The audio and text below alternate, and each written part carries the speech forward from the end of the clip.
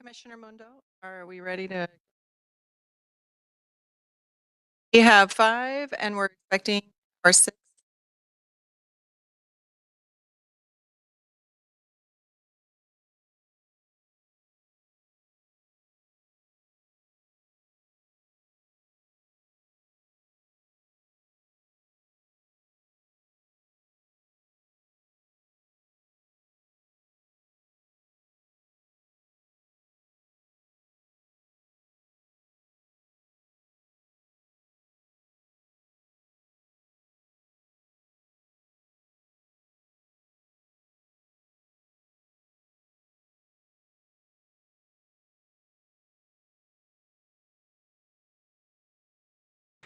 Good morning. It is 9:11. We are starting a little late. We apologize. There was a accident on the 105, so getting here was a little bit challenging. Today is Thursday, October 10, 2024, and I am calling to order the meeting of the Los Angeles Probation Oversight Commission. I am Eduardo Mundo, Chair of the Commission. Welcome, and we look forward to hearing from our panelists, commissioners, and the public today, and on a number of important issues. I'm excited to announce that Supervisor Solis appointed Commissioner Sam Prater to the PLC. Sam is well known to many of us for his dedication to supporting the youth and young adults in their reentry and educational needs. Commissioner Prater, welcome, and we are looking forward to working with you. Please take a moment to introduce yourself. Everybody, happy Thursday. All right, Eduardo didn't turn over the mic to me for my instructions on how you have to embrace your inner Oprah at these meetings. So because we have such a large virtual audience, I will ask all of the commissioners and presenters to please speak directly into the microphone so that our virtual audience can hear us. Thank you. Sorry about that. No worries at all. Happy Thursday, everybody. My name is Sam Prater. A pleasure to join the commission. I'm the founder of an organization called Los Angeles Room and Board, where we're focused on ending student and youth homelessness and hunger, really as a tool for college completion. And so excited to be in this space, trying to offer support to our youth who are stepping down from incarceration. And so, again, pleasure to sort of like listen and to learn and to contribute on with the wonderful work that's happening in the space. So thanks for having me. Thank you, Sam. Now I will turn it over to Wendy Julian, our Executive Director, to explain how you can participate during today's meetings, and then she will call the roll. Thank you and welcome, Commissioner Prater. I'm so happy to have you join us. As always, the Probation Oversight Commission is founded on the concept of encouraging real participation from the public. We're so happy to see a big audience here in person today, and welcome to all of you who are joining online.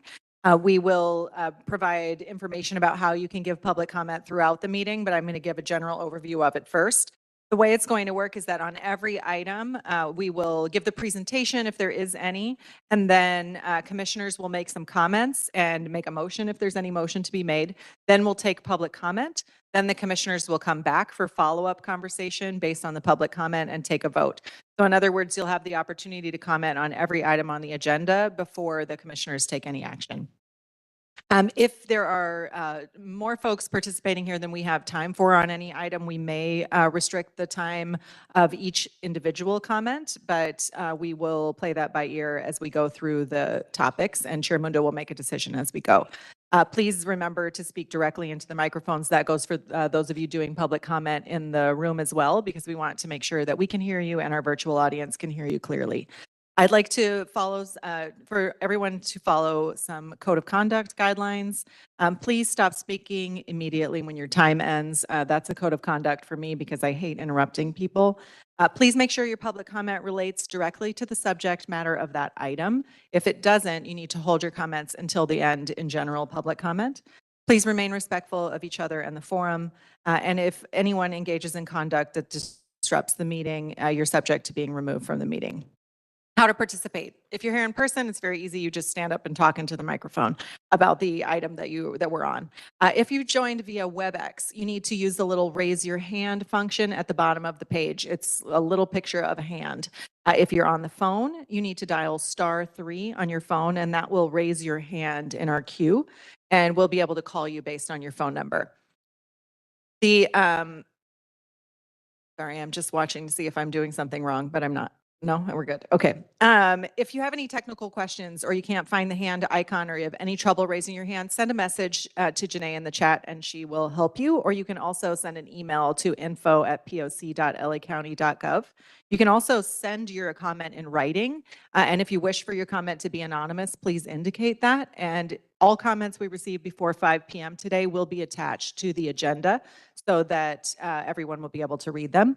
If you sent your comment in before the meeting, we already sent it out to all of the commissioners and have published it to the agenda already. Again, that's info@poc.lacounty.gov. Please do not send your public comment in the chat. That will not work. We won't get a copy of it. The commissioners won't get a copy of it. Janae may respond to you, but that's not compliant with the Brown Act. Our meeting is being broadcast live today on our YouTube channel. We're also recording the meeting. So by participating, you're consenting to the recording, but there's no engagement with users on YouTube. We encourage you to subscribe to our YouTube channel so you can watch the live meeting, the recaps and recordings. You can also follow our social media accounts on Facebook, Instagram, and Threads at LA County POC. For more information about our meetings and information in detail about our reports and work that our partners are doing, please continue to attend, and we ask you to invite others to attend. Buenos días, bienvenidos. Estamos en un local nuevo hoy. Si está aquí en persona, le damos una cordial bienvenida y le invitamos a participar en el comentario público en cada cuestión que tenemos en la agenda.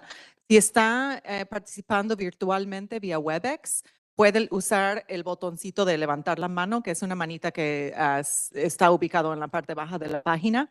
Si está escuchando la conferencia por teléfono, puede levantar su mano oprimiendo estrella 3 y le avisaremos cuando sea su turno. Si está viendo la conferencia por YouTube, no puede hacer comentarios públicos y tiene que conectarse vía WebEx. We're going to give everyone 2 minutes unless the chair changes his mind about that. Si quiere hacer su comentario en español, le daremos 4 minutos, 2 minutos para su comentario, 2 minutos para traducción. Yo le puedo traducir o usted puede proveer su propio traductor. Gracias. Y le puedo traducir en español solamente, no me estoy ofreciendo traducir en ningún otro idioma. Only the people who just understood what I said are laughing. I'm just saying I'm only volunteering to translate in Spanish. I am unfortunately unable to do that in any other language. I will now call the roll. Commissioners, please respond when I call your name. Commissioner Dolores Canales? Present. Commissioner Ishay Jackson is absent today. Commissioner Millie Kakani? Commissioner Don Meredith? Commissioner Sam Prater? Here. Commissioner Diane Terry? And Chair Eduardo Mundo.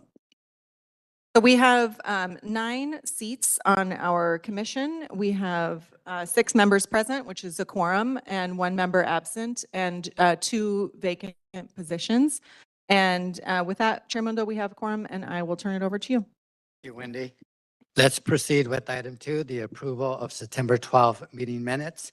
Wendy, do we have any written public comments or live public comments for item 2? No written comments on the minutes. Anybody here want to make a public comment on our minutes? Anybody online raise their hand? Seeing none? Can I have a motion to approve the September 12 meeting minutes? Make a motion to approve the September 12th meeting minutes. Seconded by? Thank you. Are there any changes to the minutes? Hearing none, commissioners, please vote with a voice vote. Anyone opposed? Everyone, yes. Okay, let's move on to agenda item 3, which is to discuss and take possible action on a report from the Probation Department on its progress with responding to the Board of Supervisors' motion on financial literacy for youth in the Los Angeles County Care and Accountability of the Los Angeles County Probation Department's unclaimed juvenile funds and property. Administrative Deputy Robert Smythe, thanks for joining us, and please proceed with your report.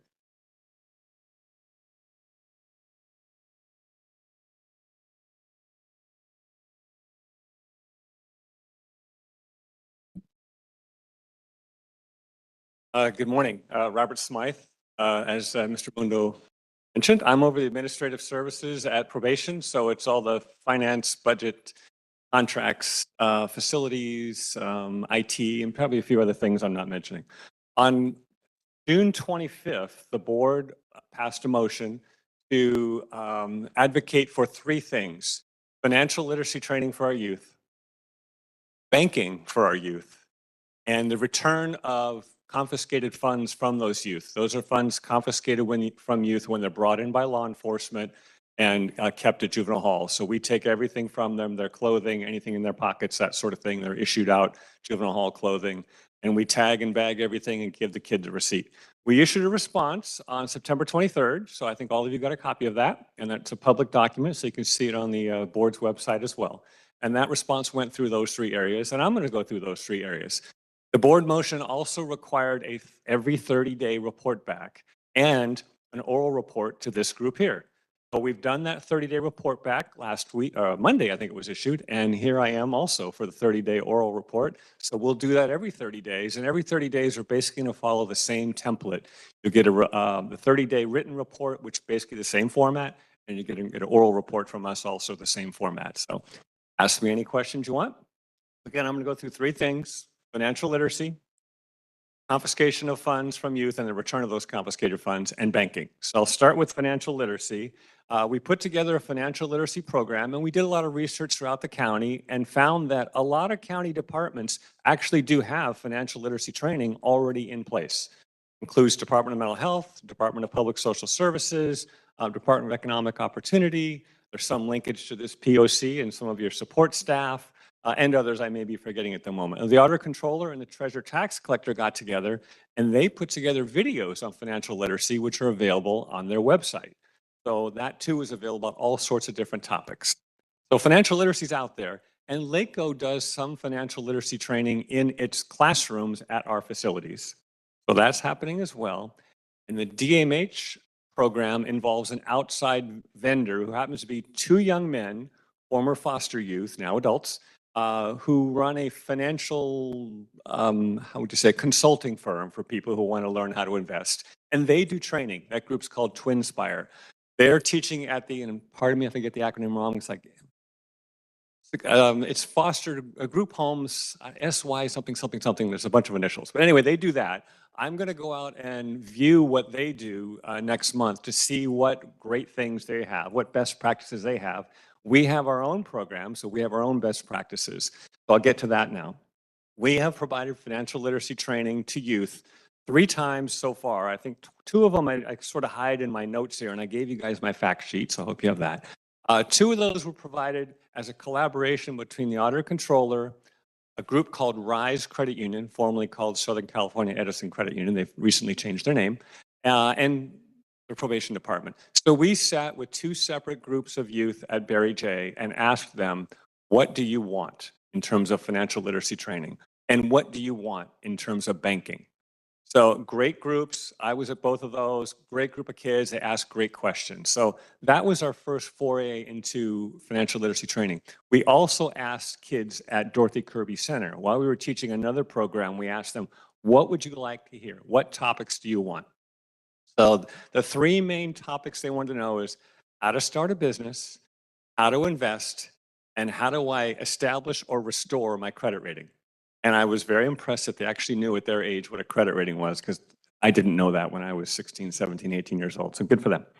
So we did put together a class with 4 modules. We have a PowerPoint. We've delivered that class once. It'll be done 2 more times next week, and then we'll continue on from there. So we'll have 3 done by the end of next week. So next time you get a 30-day report, it's going to be 3 accomplished. The first time was to a small group of the young ladies at Dorothy Kirby Center, so just 4 of them. So they were our pilots, so to speak. The class is 4 parts. We do it in 2 classes. So 4 modules taught in 2 sessions. Those modules are starting a business. That's what the kids asked for. Investing. That's what the kids asked for. Borrowing, which kind of links to all of that, and that deals with things like credit cards and mortgages and car loans. And by the way, many of them don't know what a mortgage is, so we explain those sorts of things.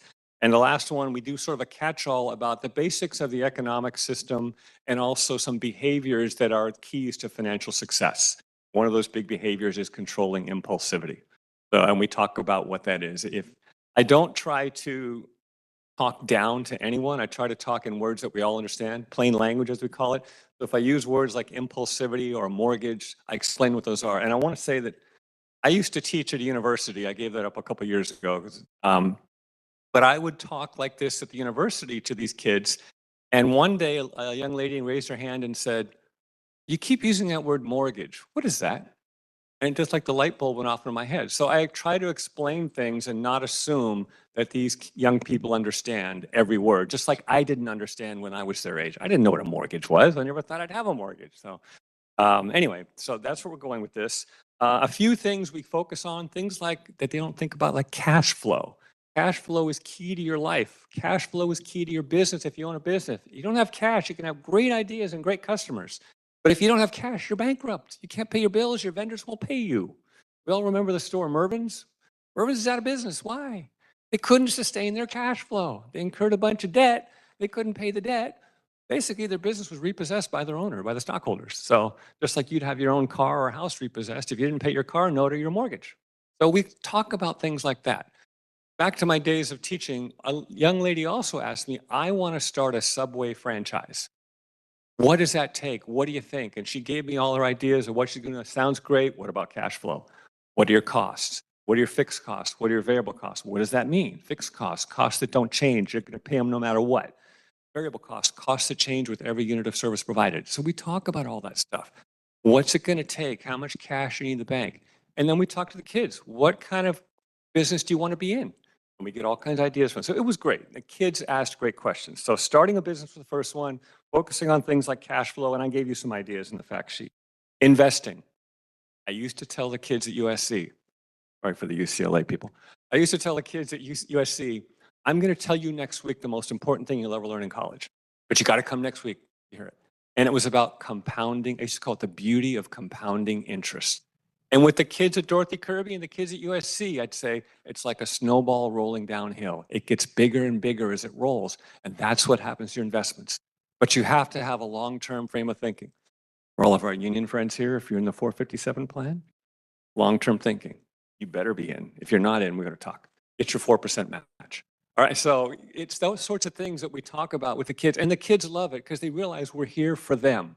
We're here to benefit them. I had no pushback from any kid, the kids at Barry J or the kids at Kirby. So looking forward to more of that. So that's starting a business, investing, borrowing. Borrowing is a good thing. You leverage somebody else's money. What does leverage mean? We talk about that. A mortgage is the best leverage investment the average person can have. You're making money off the bank's money in addition to your down payment. Get a mortgage, own your property, pay it off eventually, long-term thinking. And then you'll be mortgage-free, rent-free, other than your property taxes and utilities. So what a great way to live. So do that. And we also talk about borrowing in terms of buying or leasing a car. And I've had kids from USC email me years later. "I remember you told me never lease a car." Absolutely right. If you're leasing a car, you're not foolish, but you're financially foolish. Never lease. Always buy and hold. If you don't believe me, go see what I drive. So little things like that. The kids like that, and they like the personal experience. Fourth of four, the basics of economics. We look at there's an essay from 1958 called I, pencil, I pencil. It's spoken in the first person as if the pencil is speaking. How is a pencil produced? From the wood, the metal, the eraser, the, what do you call it, carbon in the middle, all that sort of stuff. And use that as an analogy for how the economy works. So we talk about that. And we tie that into, back what I talked about, impulsivity. Controlling your urges to go out and blow a bunch of money on a fancy car or fancy whatever. Someone once told me, and I tell this to the kids, it doesn't matter what color your washing machine is or how many dents or scratches it has in it, as long as it gets your clothes clean. The same analogy applies to a car. It doesn't matter what it looks like, as long as it meets some basics of safety and security and reliability. And in my case, I want nice radio and air conditioning. So things like that, controlling impulsivity, living within your means, handling your cash flow. So that's the program we're doing. So far, the kids really like it, and we'll adapt that program to anything that we learn along the way as more kids teach us what they want to know. And we're working on bringing in other people to do this well. Like I said, this group called Twinspire, which is a vendor for DMH, there are others that have also offered to do it. So we'll diversify that. I can only teach so many classes, and I'm doing it at night, which I'm happy to do. But eventually they're going to get tired of looking at me. So that's the classes. And you see the ones we've taught there. In terms of banking, and if you have any questions, let me know. In terms of banking, Rise Credit Union visited twice at Barry J. The first time was, again, a financial literacy class. The second time was to open bank accounts. I think we opened bank accounts for about 16 kids, and there will be more to come. We had more scheduled, but some had to go to court or some other things going on. But we will make multiple visits, and we're already arranging for them to do the same thing at Kirby. We have quite a few things at Dorothy Kirby Center that want to also open bank accounts. So they opened, not me, I was there, but they opened 2 kinds of bank accounts, checking accounts and savings accounts. And they explained each the first time we visited. They refreshed that explanation again the second time, so the kids were familiar with it again. And then there's a third bank account that's something that they have an opportunity for, and that's called a credit builder. And what that is they will loan the kids once they get out $500. The $500 goes in your bank account, and then they take that money out on a either 6-month or annual basis or monthly for 12-month basis until it's paid off. And by doing that, you've got a loan that goes in your bank account, and you take the loan payments out of your bank account from the same $500. You have to control your impulsivity and not spend the $500 within your account. But this is a way of a kid's building or restoring credit. And again, I was very impressed that some of these kids already had credit, already knew what it was, and already were concerned about their credit rating. So these are sorts of things. And we talk about payday loans, check cashing places, the benefits and the evils of a credit card. And if you get that credit card, get out of control, and 18, 19, 20% interest. So lots of stuff to help these kids with practical issues, how to rent an apartment, what is that landlord looking for if they're going to rent to you or somebody else, how to get a job, you're competing against others for that same job. So all these things we talk about with the kids. And again, they really, really like it, and all from the mindset of, we're here to help you. So they really, really like that. So that's the bank accounts, that's financial literacy. The last thing I'm going to talk about of the 3 things is unclaimed funds. So on the back of if you have it, the back of the back sheet, it talks about the status so far. And we just started doing this. We actually started in late August. Mr. Smythe, let me just say for the audience watching online, this is attached to the agenda item. So if you click on the link of supporting documents under the agenda item that we're on, which I think is 3, Yes. I might be guessing on that, you'll be able to see the form that Mr. Smythe is talking about. Sorry to interrupt. No problem. Okay, so financial literacy, bank accounts. The third thing is the unclaimed funds. When a kid is brought in, as I mentioned, any property and anything valuable they have is taken, it's bagged and tagged, and we store it. The money typically, if it was $10 or more, it was supposed to be submitted to our fiscal office, and our fiscal office would then deposit it into a county trust account where it sat. When a kid left, they were supposed to fill out a claim form. Some kids didn't. Some kids left in a hurry. They were, obviously happy to leave and weren't worried about a few dollars or more that they may have had with us. So some of them didn't claim it. And that goes back many, many years. And that's described in the board report as well. So we're going back through, reaching out to all these kids and their families and trying to track them down and get them back that money. Some of those kids owe restitution. So the money will be applied towards restitution first. And any money that's left over, that can be refunded to them. So we have done a modest number of refunds so far. And again, the numbers are listed there on the back sheet, or you can see them online, as Wendy mentioned. And we'll continue to do that, following up with these kids and tracking them down. So those numbers you see are going to change next month. And we're trying to cut it off with the calendar month. So through September 30th, through October 31st, and so on going forward until we get this all refunded. In addition to that, we increased the level of cash that we keep locally, meaning the level we keep at the juvenile facility, rather than sending it to fiscal to get it deposited. So we increased it from $10 to $200. The average kid, when they come to the kid that has money, not every kid has money, but for the average kid that has money in his or her pocket, they average about $90 or $91 per kid. If we increase the amount that we retain locally to 200, that means the vast majority of money will not go to fiscal, which then will not go to the county trust fund, which will not require a claim process to come back. And what that means is when a kid is released, we hand them their property, and the money and anything else, clothing, shoes, whatever they have, wristwatches, is all there. So we will keep the money in a safe. The money will be kept in a Ziploc locking bag like you'd see at a bank, and that will then be kept in the safe. And the property itself, if you have clothing and shoes, that's generally kept in a bag that's sealed and tagged. the kid gets a receipt. The tag that goes on the bag is the copy of the tag that goes to the kid. If the kid doesn't have his or her receipt, we still get them their property back because it has their name and their PDJ number and other things on date of birth, so we can identify who the kid is. So it's a standard process to check for any property the kid has. And the bag follows the kid wherever the kid may go. So if the kid moves from one facility to another, the bag goes with them. And with that said, I'll stop and ask if there's any questions out there. So before I, thank you. Before I pass it on to ask questions, we don't have the backside of the fact sheet. Can you just share the big numbers, like how much Sure. is in reserves and how much is kind of returned yearly? We have 745 cases that we reviewed so far. I don't know out of how many. That's in the detail report. I have to sit here and flip pages to find that. Of those 745, we've mailed out 712 inquiries to the addresses we have on record. We've got 40, and again, this was just started in September. We actually did some backup work or some prep work in August, but we actually started mailing the letters in September. So the response is really small so far. We should see that response grow when you get your next month report. 47 responses so far and 76 returned bad address. So total there, if I'm adding this in my head, is about 133, if I did the math right in my head. Of that 133, 47 responses, 76 came back as bad address. So 76 will use various skip tracing and other means to try to track down these kids to see if we can find them.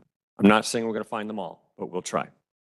That's the numbers in count. The dollars, we so far have addressed $113,000. That's out of a total of $549,000. So we're working our way through this, and we'll continue to update those numbers as we go through.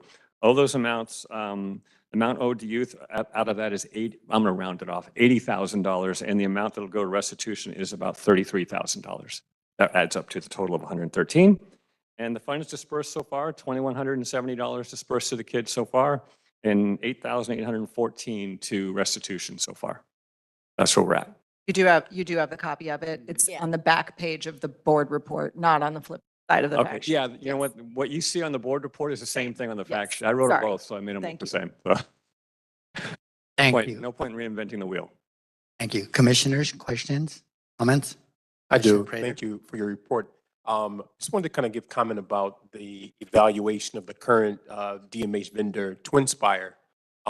And I'm not really sure what that evaluation process is, but I wanted to kind of speak that I've seen work and they have done extraordinary work working with system impacted youth. And I hear the same thing. Yeah, you know what I mean? And I they think came that- from the system, so they're very aware. Yeah. Absolutely. And I think that, sometimes when our youth are hearing whatever knowledge we're trying to transfer to them and they're hearing it from a near peer, there's a different level of impact, I think, sometimes. And so I just want to sort of like lift up that TwinSpire does some, and I'm pleasantly surprised to hear you mention their names because I've been watching their work for the last 4 years. And so they do extraordinary work. And so if that is a possibility to sort of like, work in partnership with TwinSpire to sort of get this very important work done, trying to kind of give them tools to be financially literate and to make smart choices with their funds, I think it would be a very, very beneficial thing. So I want to kind of, thank you. And they really are twins, and I am too. So I'll bring my brother in too.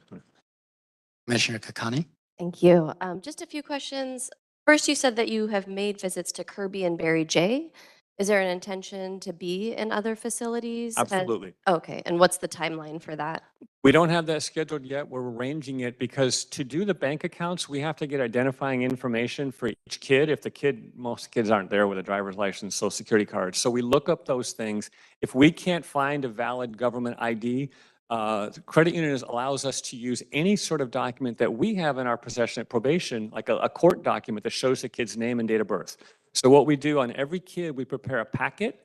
So when that kid walks in, he or she sits one-on-one with a credit union representative. They had 4 representatives at the last meeting where we set up the bank accounts. So you're sitting one-on-one, you have your privacy among you and your representatives and set that up. But there's a lot of work that goes in ahead of time to figure out which kids want to be there and then prepare a packet for each, have them organized so it's a well-oiled machine when that process occurs. So there is a plan then to be at, whether it's Paige, Afflerbach, Rocky. Yeah, we'll Page, Kilpatrick. Afflebaugh, Rocky, more at Kirby. Barry J, we just touched the surface. There's, I don't know, 65, 70 Right. kids at Barry J, and we've served about 15 or something. Okay. So, and a few kids couldn't make it, so we definitely want to go back and catch them too. And I promised them we'd come back, so I want to fulfill that promise. And then related to, I guess, increasing the amount from, I think it was $10 to $200 so that you could keep it, I guess, like locally. I don't know how else to say it. What is the timeline for that? All we have to do is establish, we have to get the locking bags, and I believe we already have a safe, and then we're ready to go. So hopefully we can do that in the next 60 days. Okay. And then can you just share the claim form part, you know, at least for the next 60 Sure. days and looking backwards? Who is it that provides the young person with the claim form? The claim form comes from, it's supposed to come from their caseworker who handles their transition plan coming out. And the hall can do it as well. The folks at the hall can do it. It's simple. It's a half-page form. It's simply name, address, telephone number if you have one, and date of birth to confirm who you are.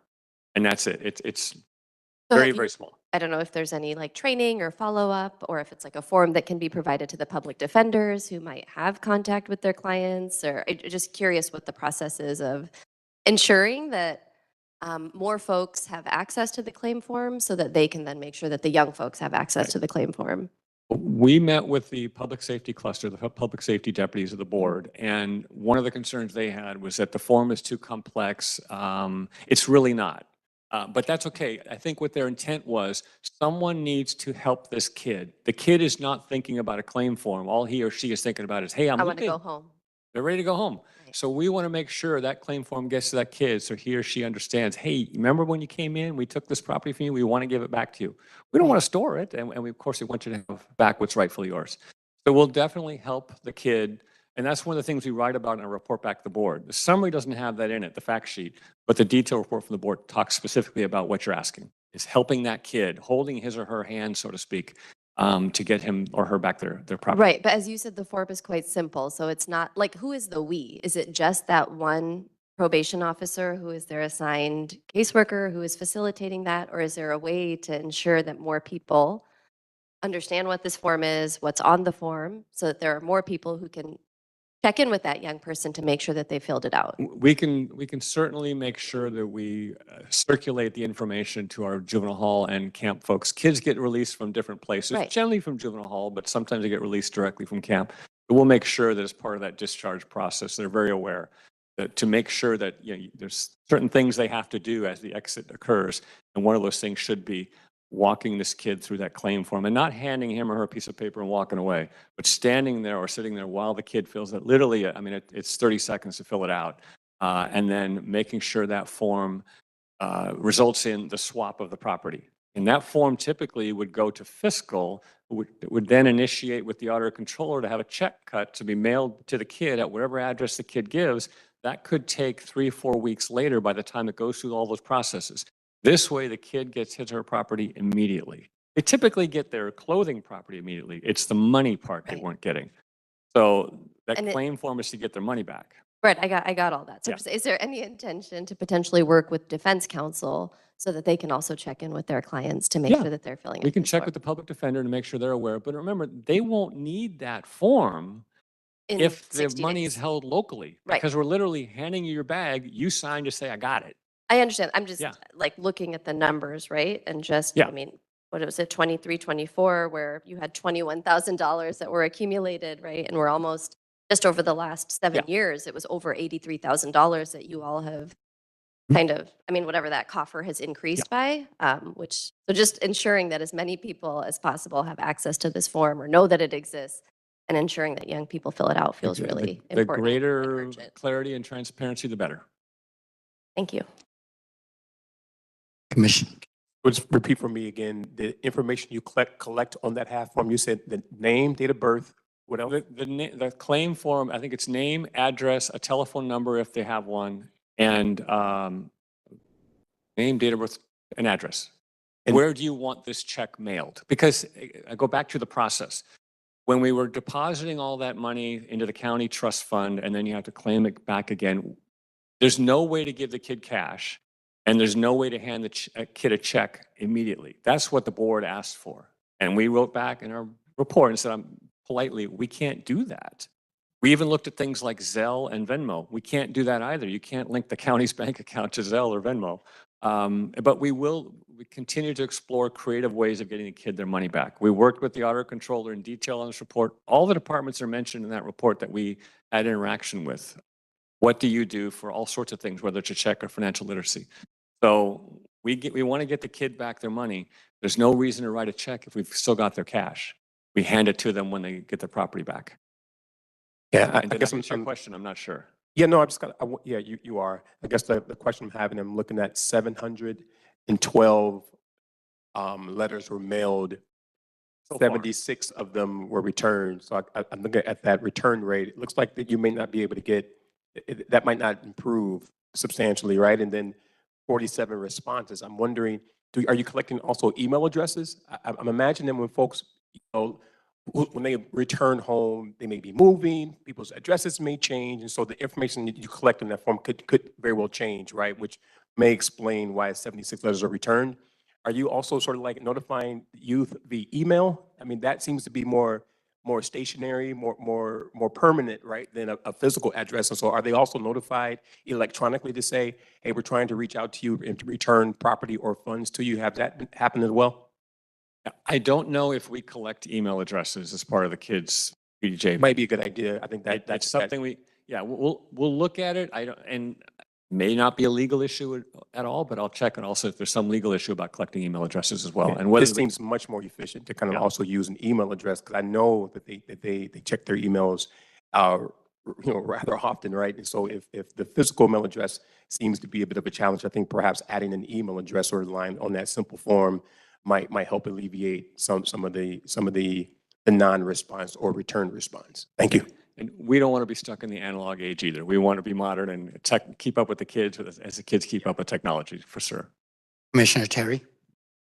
Hi, just one question about the financial literacy classes.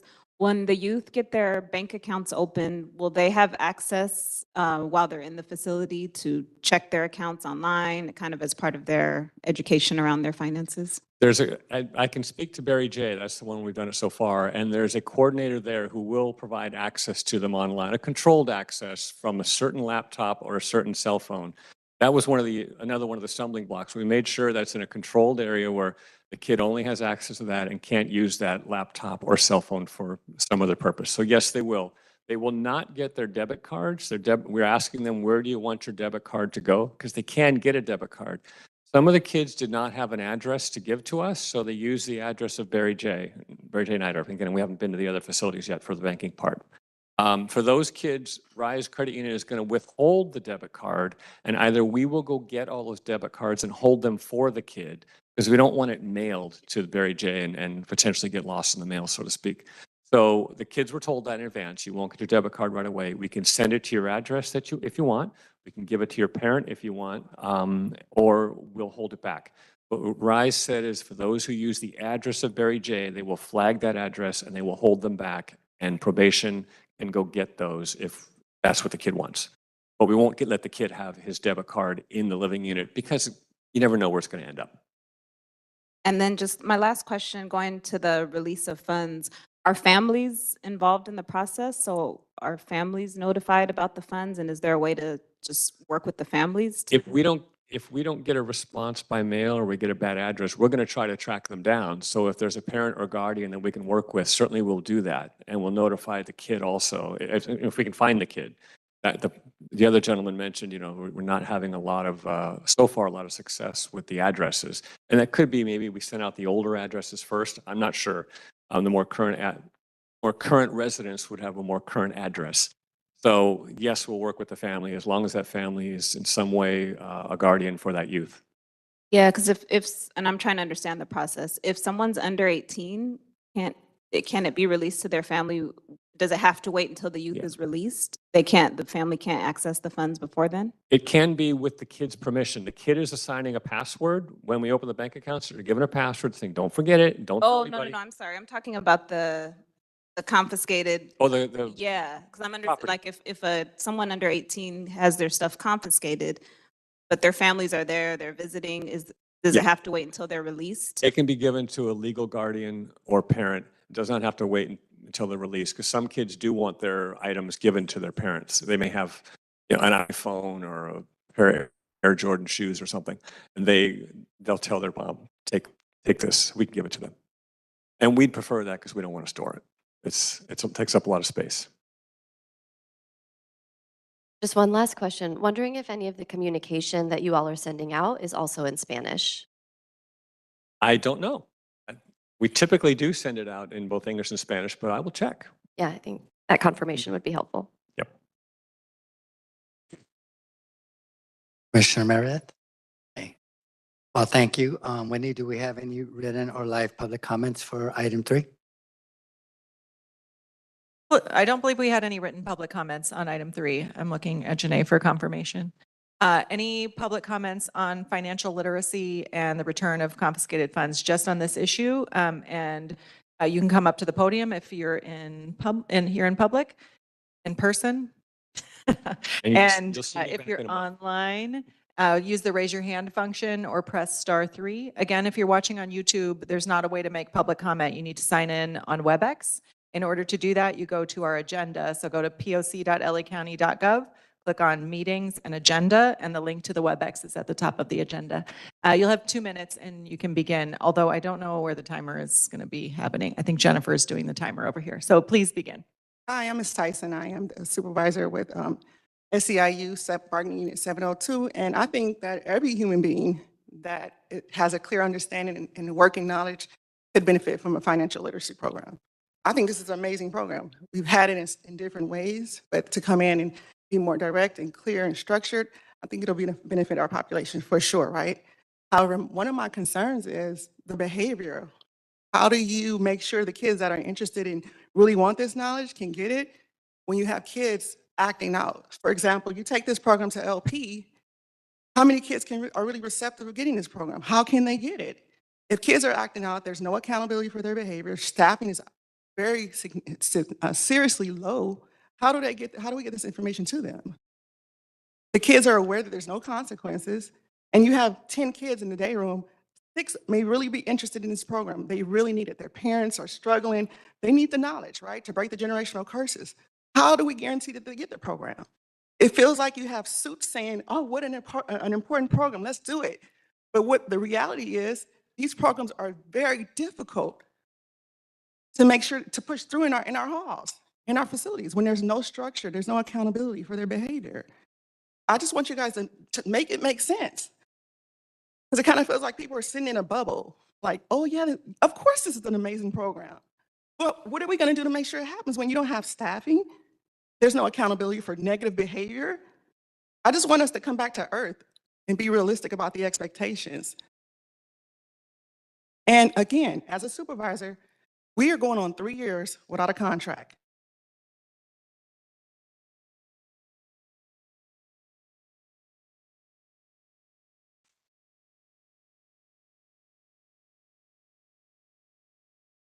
Deputy Probation Officer Pettis, one thing, I have high respect for Mr. Smythe. I've known him for just about 2004.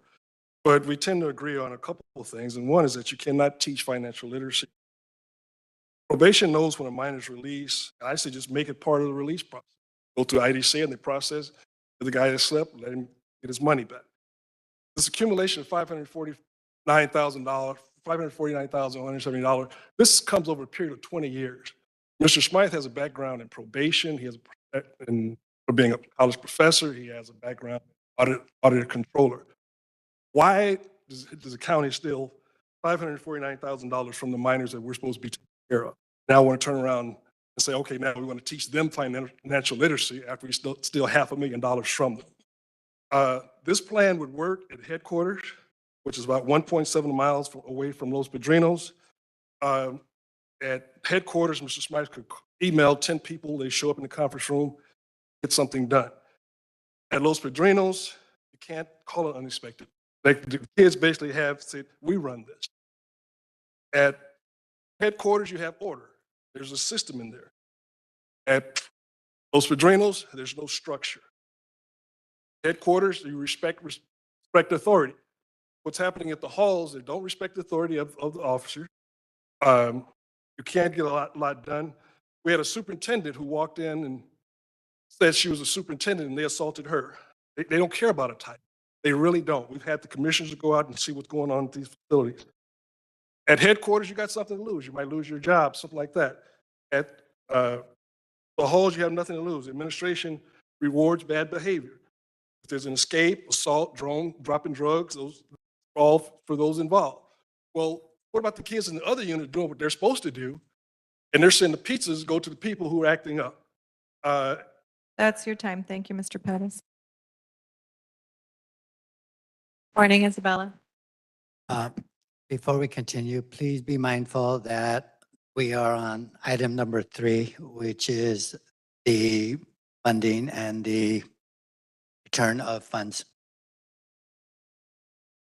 Good morning, Isabella Solomon with the Anti-Recidivism Coalition. And just yesterday, I had a conversation with a group of youth regarding the financial literacy that was offered inside. And I hadn't even checked the agenda yet. I just wanted to share a bit of positivity on this and applaud it because a few of the boys, I'm not exactly sure what facility they were at, but they were so grateful for that opportunity. They talked about how nice it felt to have someone who actually knew what they were talking about guide them into financial literacy and how they would have appreciated more of that if given the opportunity.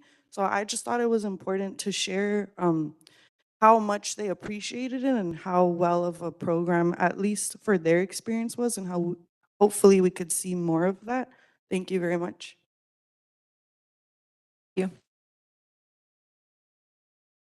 Good morning, everyone. My name is Eric Walton. I just wanted to say also as well, the financial literacy program is very good. It's what our young people need throughout all of our facilities. But just as it has been addressed, the various concern is that you're unable to actually facilitate a lot of these programs more expanding worldwide when you have a safety issue. When the board, county supervisors imposed a hiring freeze, you impacted everything. You impacted every level of service, every level of safety. You can't have effective programming when you basically impose a hiring freeze and create a staffing issue throughout every facility within probation. So at the end of the day, it's great to have programs, but if you can't have safety and order within the facility, then you can't actually have good programs for our young people. When you eliminate programs, just like the sports program, you got rid of that. You got rid of the culinary arts program. You got rid of the yoga program. You got rid of all these programs and then turned around and gave it to other community-based organizations to make it seem like we didn't do anything. We did these things for years. And for the longest, everyone acts like nothing happened. This is unacceptable. I watched young people be successful in a lot of probation programs. Matter of fact, when I play high school football, a lot of the young men that I play high school football on my championship team came from the Camp Kilpatrick sports program. So I saw how effective probation was. And for us to have this issue with staffing that was not created by us, that was created by higher ups, by putting in hiring freeze, this is what caused it. This is the ripple effect. And to strong arm us for 3 years to not have a contract is unacceptable. So we hopefully will be able to go ahead and get this through and be able to get our contract and also be able to have proper staffing in facilities. Thanks, Mr. Walton. There are no other public commenters in the room, and we don't have any public commenters online. So I'll give it back to you, Commissioner Mundo. Commissioners, any further questions or comments? So listening to the comments, it's clear that there are some concerns about safety at the halls, and there should be. It's not an agenda item, but agenda item 5 fits it. So when agenda 5 comes, I will ask a question that will give you segue for that. And I hope to hear all your concerns under that agenda. So if we can get through agenda 4, then we can line you up, and we want to hear from you. I'm very happy that supervisors are here. I hope to see staff here also. So if you bear with us, let's get to 4, and on 5, the microphone will be yours. 2 minutes apiece. Thank you. So with that, we'll move on to agenda item 4. We will discuss and take possible action on updates on probation's progress with 2 other recent board motions, specifically access to menstrual products and moving post-disposition youth out of Los Padrinos and into probation camps, placements, and community placements. Both board motions and related reports have been attached to the agenda. Chief Deputy Epps is here, and she is going to be assisted by Director Angela Walker. Chief Epps? Thank you. But June 25th, 2024, on the motion of supervisors, the probation department was instructed to discuss our compliance with 730 and AB 1810 regarding. Ms. Epps, I'm sorry to interrupt you. I think they need you to speak in your mic. Oh, okay. Thank you. So on June 25th, 2004, on the motion of Supervisor Solis, the probation department was requested to show our compliance with AB 732 and AB 1810 regarding access to menstrual products. I will summarize our response on that and then take any questions. And so the areas that we were to address, and I'll just go through them and then discuss where we are briefly. Review existing policies to ensure compliance aligned with AB 732, availability and accessibility of feminine hygiene products, and that youth had options to obtain either pads or tampons, and products are provided. They're readily accessible without having to ask in the girls' unit restrooms. The issue of security searches, we do the pat-down searches. We do not routinely do strip searches unless there's just cause. And per the policy, the superintendent has to approve that before any type of strip search takes place. There has to be a justifiable reason that we go to a strip search. Ensure barriers to the products are removed, and as I stated, those products are available without barriers in the unit restrooms, and we do provide the option of pads and tampons. To ensure that staff follow AB 732, the policies at this time are sufficient. And during our hiring training program, that is included in our orientation, and that is included as part of training, the policy was issued. One thing, there are annual policy reviews. I can tell you that we are working to strengthening those policies. We have recently worked with our policy unit to develop an annual matrix to ensure that every policy that needs to be inspected or that needs to go out annually, that is done, and how that record keeping is done is going to be improved as well. So we recommended that at this time, we don't need any changes to the policies because we feel that they're sufficient. And as I said, the training takes place when we have new employees as part of their probation, their JC, Juvenile Corrections Officer Corps Academy, or their Probation Officer Corps Academy. So that's just a summary, and I'll take any questions. Commissioners, any questions?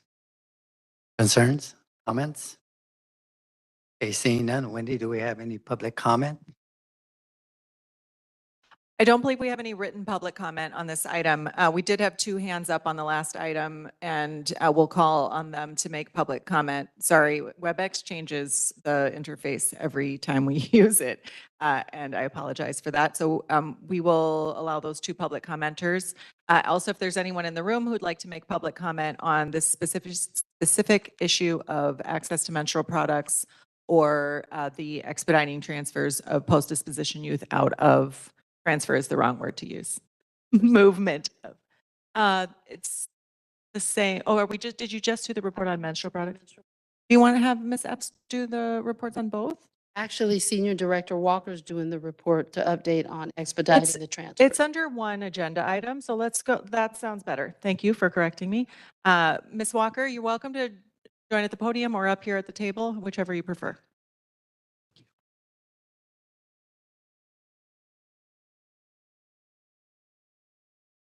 Good morning, Angela Walker, Senior Director for Probation.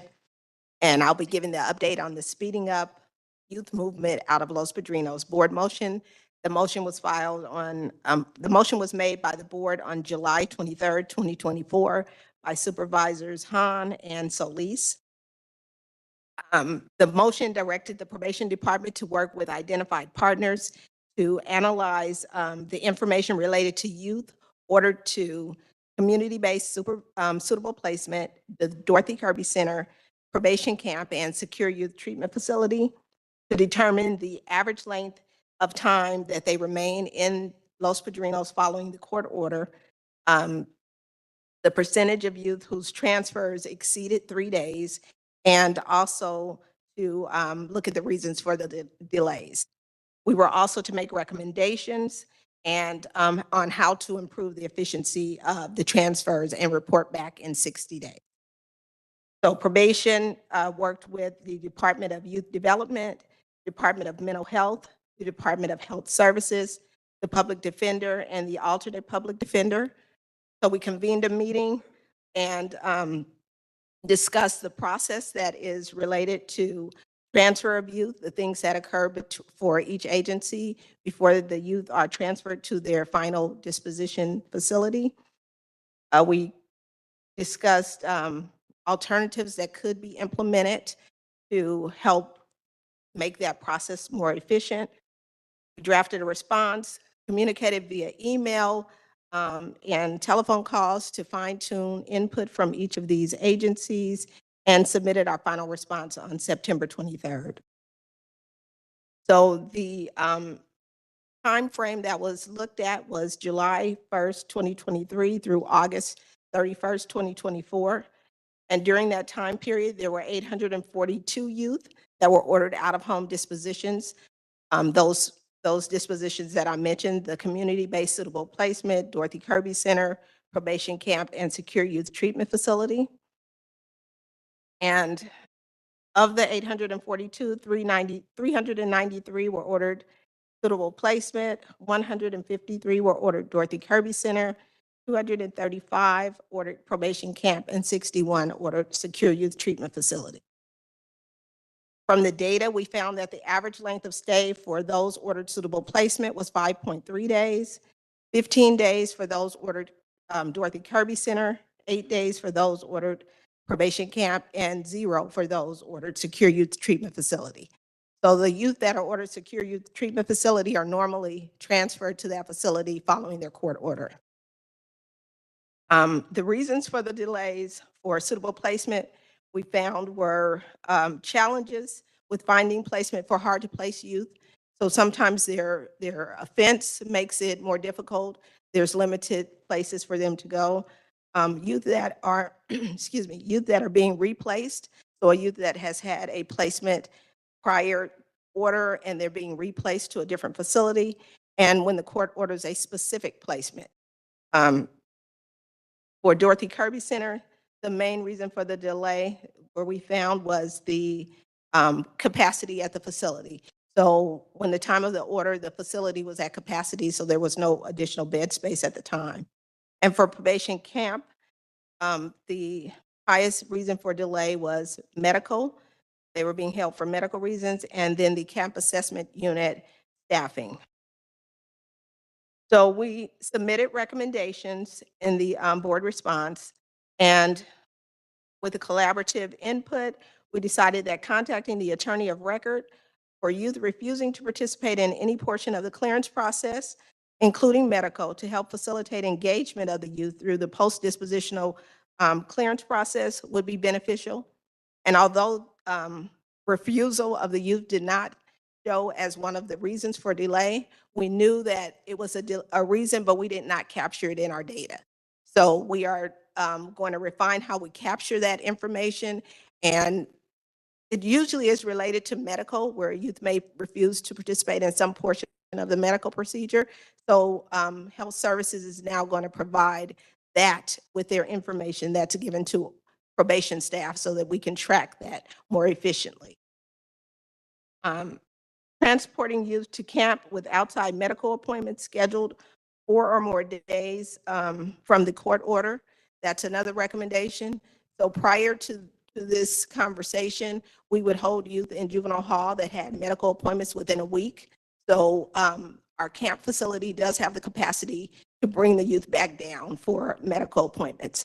So we're going to kind of shorten that timeline.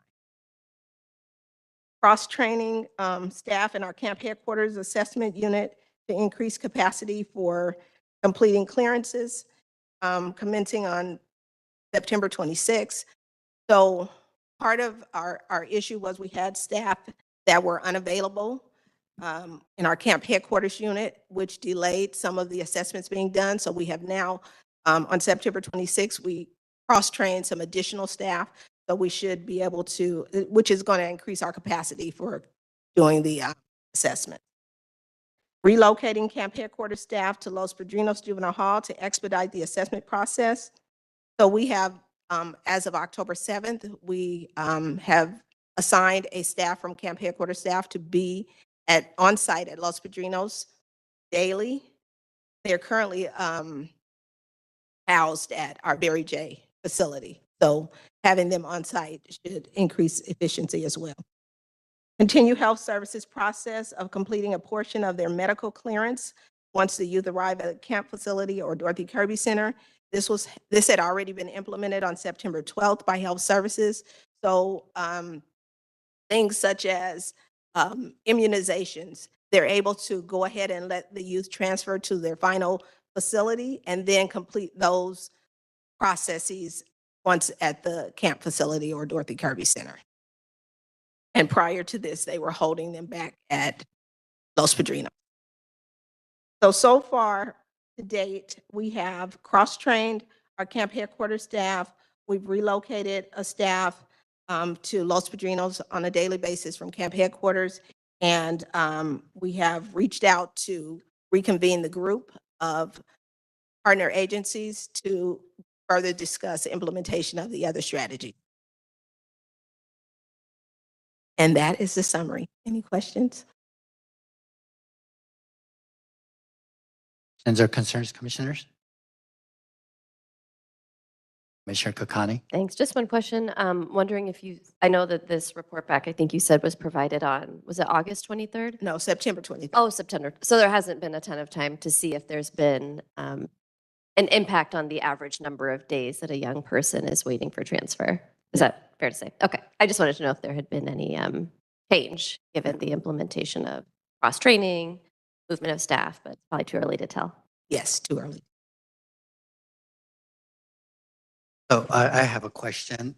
If I look at today's POP and it has 40 kids waiting, how do I find out how long those kids have been waiting to be moved?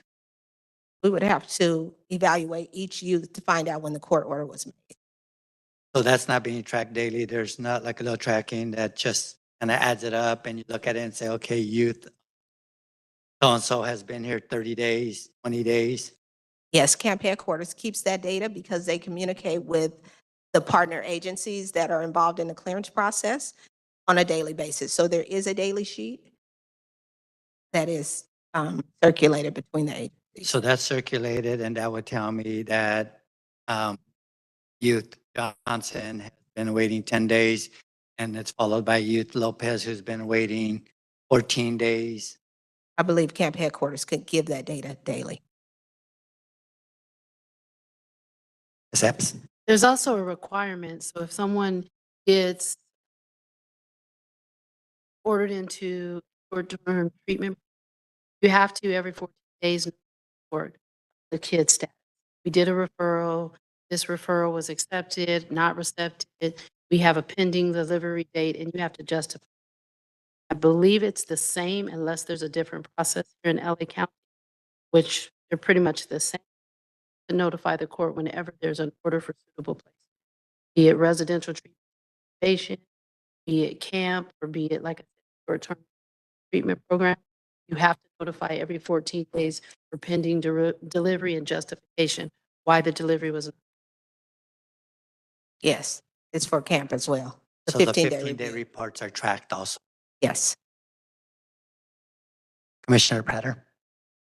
I have a quick question. It might be a silly question, but is this data that we can view like on some sort of dashboard to share Mundo's question about how can we get data that sort of like tracks how long it takes someone to sort of transfer from LP? Like, is there like a dashboard that we could view that sort of like helps us sort of track that information, or would that be helpful in any way?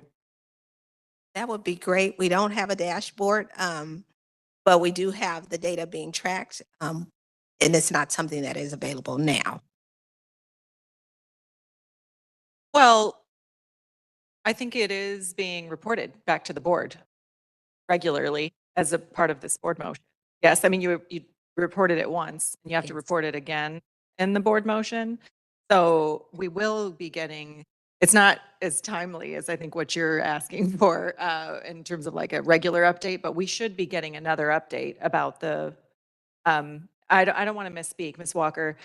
There will be another update to this board motion in a certain number of days. The motion did say regular updates, but Yes. it didn't have a designated time period for the regular updates. So Have I would you have to- decided what that means? I mean, not you, but you, the department? no. Okay. So that is a question we could help get an answer to about how regular the board is expecting those updates to be, because those are public updates. So you would also receive them. Commissioner Kokani? Of the, I don't remember what the population is at LP, the like sub 300 young folks who are there. How many young folks currently, if you're able to share, are post-dispo awaiting transfer today? I don't have that information. Wendy does.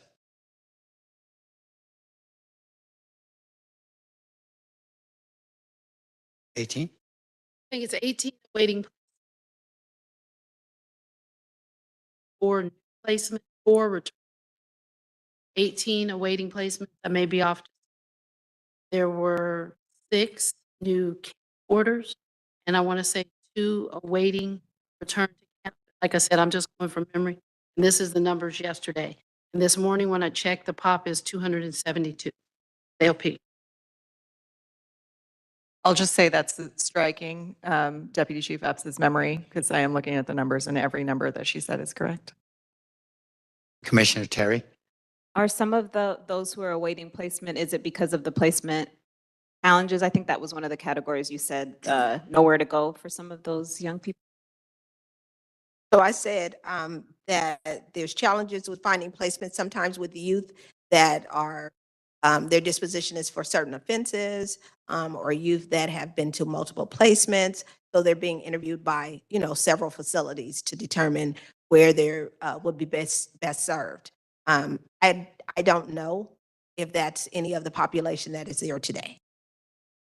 Has there been any progress made, I guess, or are there, because I'm assuming this is going to keep happening where there'll be youth in that situation. I'm just curious to know how you guys are addressing that, or if there's leads. Are you finding facilities that maybe are more amenable than others? Just curious about what that looks like. So our placement bureau does meet with facilities. So if they find a youth that is difficult to place, they do a roundtable. They meet with various facilities to start trying to facilitate that transfer so that it doesn't take as long. The average stay for those youth is 5.3 days. So they really do actively start to engage facilities to find a placement for youth. After returning from their dispo, are they returned to the unit they started off with that morning? The post-dispo kids, do they just go back to the regular unit that they're in? Yes, there's no pre-placement program or pre-placement designated unit. So yes, they go back to the regular unit. So if that youth goes back into a unit that may be chaotic and they misbehave, is there a chance that they'll go back to court before they even get transferred out? It's contingent on what happened, on what happens. And regarding the report back, what would be a reasonable time period between reports and manageable?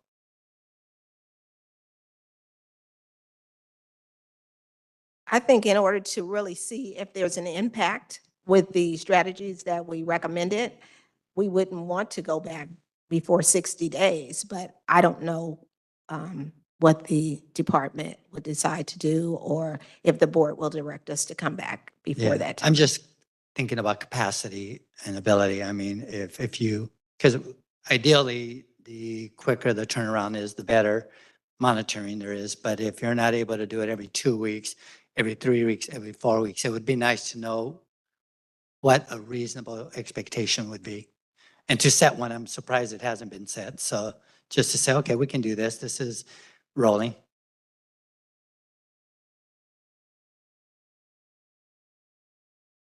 I would say 60 days only because if you're going to out-of-home placement now, be it a camp, residential treatment, or short-term residential treatment program, odds are there's some indicator of complex care needs because under the guidelines that changed with the Family First Services Act, we have to do things on the front end to prevent you from going to placement with the intervention prevention programs. So if you're at a place where you're going to placement, it's because there's a higher threshold of needs. So that would give you the 60 days. So even with the 5-point possible, give or take 5 days, right? That the types of placements that you're looking for now have a shortage of beds. There's a shortage across the spectrum for placements because of the changes that happened first with the continuum care reform. It took us from the levels, the RCL rated levels for placements to you having to provide a certain threshold of services in the placement.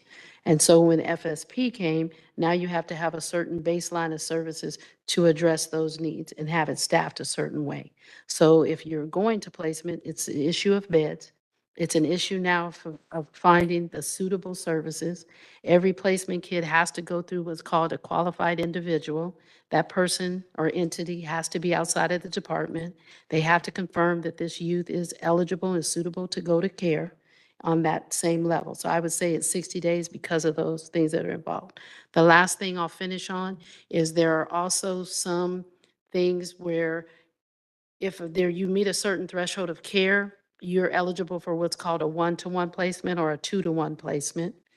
I would say in the time since I've been here, which I came December 18th, 2023, there's only been one, and we found out about this one last week, which is called a level 1 review that the chief has had to sign. So when you've waited for a certain amount of time to go to placement, which is considered excessive, the department is required to do a written report, and the department head has to sign, not a designee, and there has to be a reason for the excessive wait. And we've only had one of those since I started in December 2023. The reason I ask is that there are a lot of listeners today that are actually working in the space of alternative placements. And in the county, it may be time to have something so probation can get relief from these more complex cases. And the youth can actually be sent somewhere temporarily maybe, but having that information, maybe the county can act or other entities can step up and say, hey, maybe we can have an alternative. And of course, I know it's restricted by law sometimes, but yeah. And that is a good idea, but you are required to look at the least restrictive care, starting with residential family service or RFA, then going up to placement. We have to place in a community care and licensing placement, or we have to place in a placement that we pay for at our expense that's maintained. That would be like, say, Dorothy Kirby, that would be our residential-based treatment programs, or there has to be the BSCC camps funding for any camps that we do maintain, like our East camps. So the barrier to that would be having to have the STRTPs that are licensed and approved through community care and licensing. Yeah, and I'm just suggesting the temporary, that little space between dispo and the real placement. So, yeah. Commissioners? Okay, Wendy, any public comment? Thank you. If there's any public comment in the room, please come up to the microphone. We're going to take public comment from Lena Mallett and Sir online. Lena, we will open your microphone and you're welcome to give public comment on this issue or the previous issue of financial literacy since we missed your hand. You may need to unmute yourself, Lena.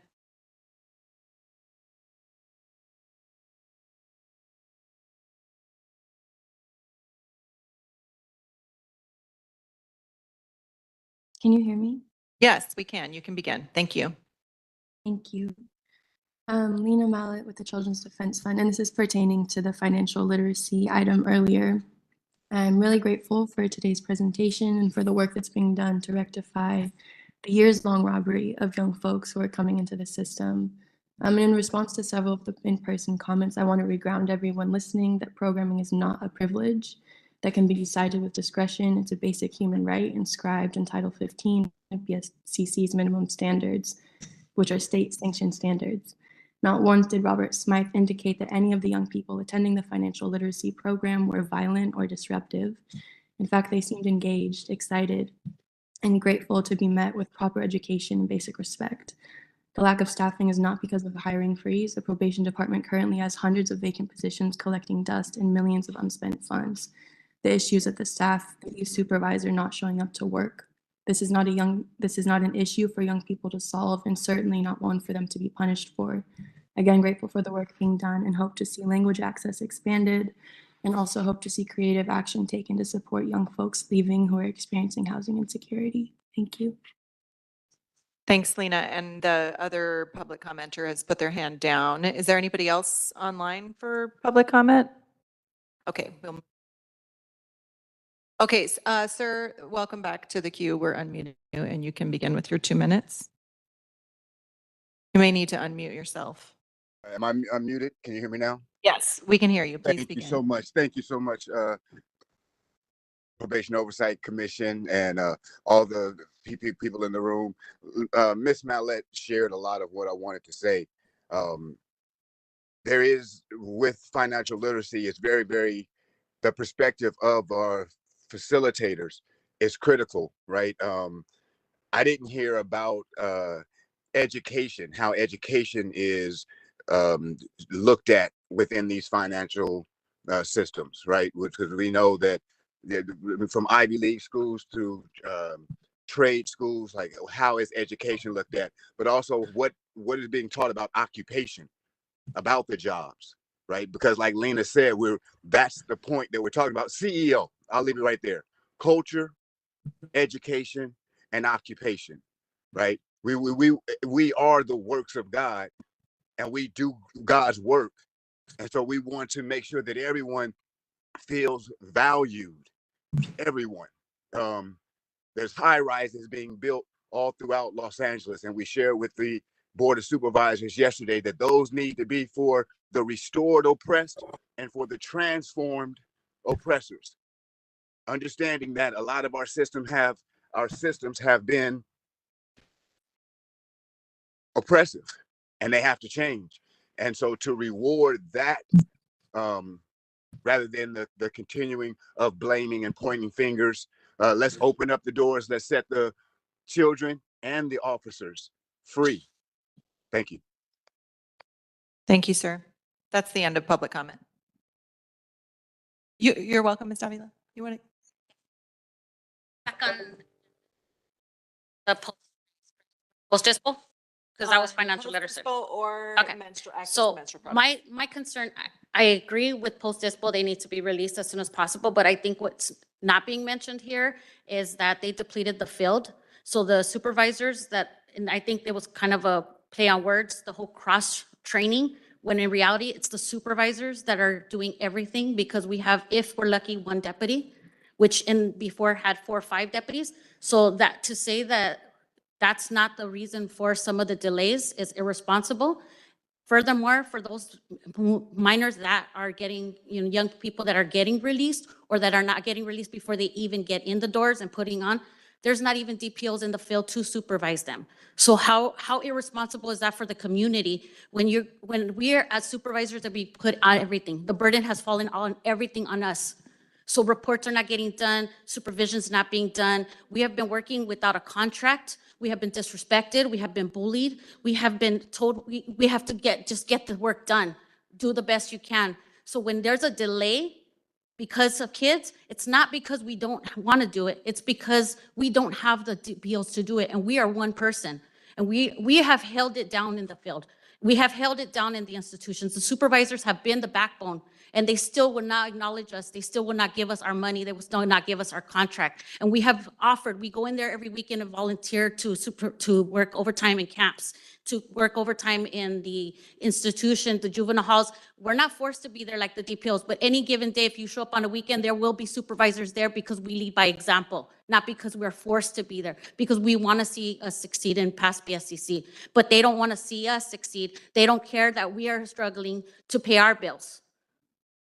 And that's all I got to say because I'm going off a tangent. Thank you. Thank you.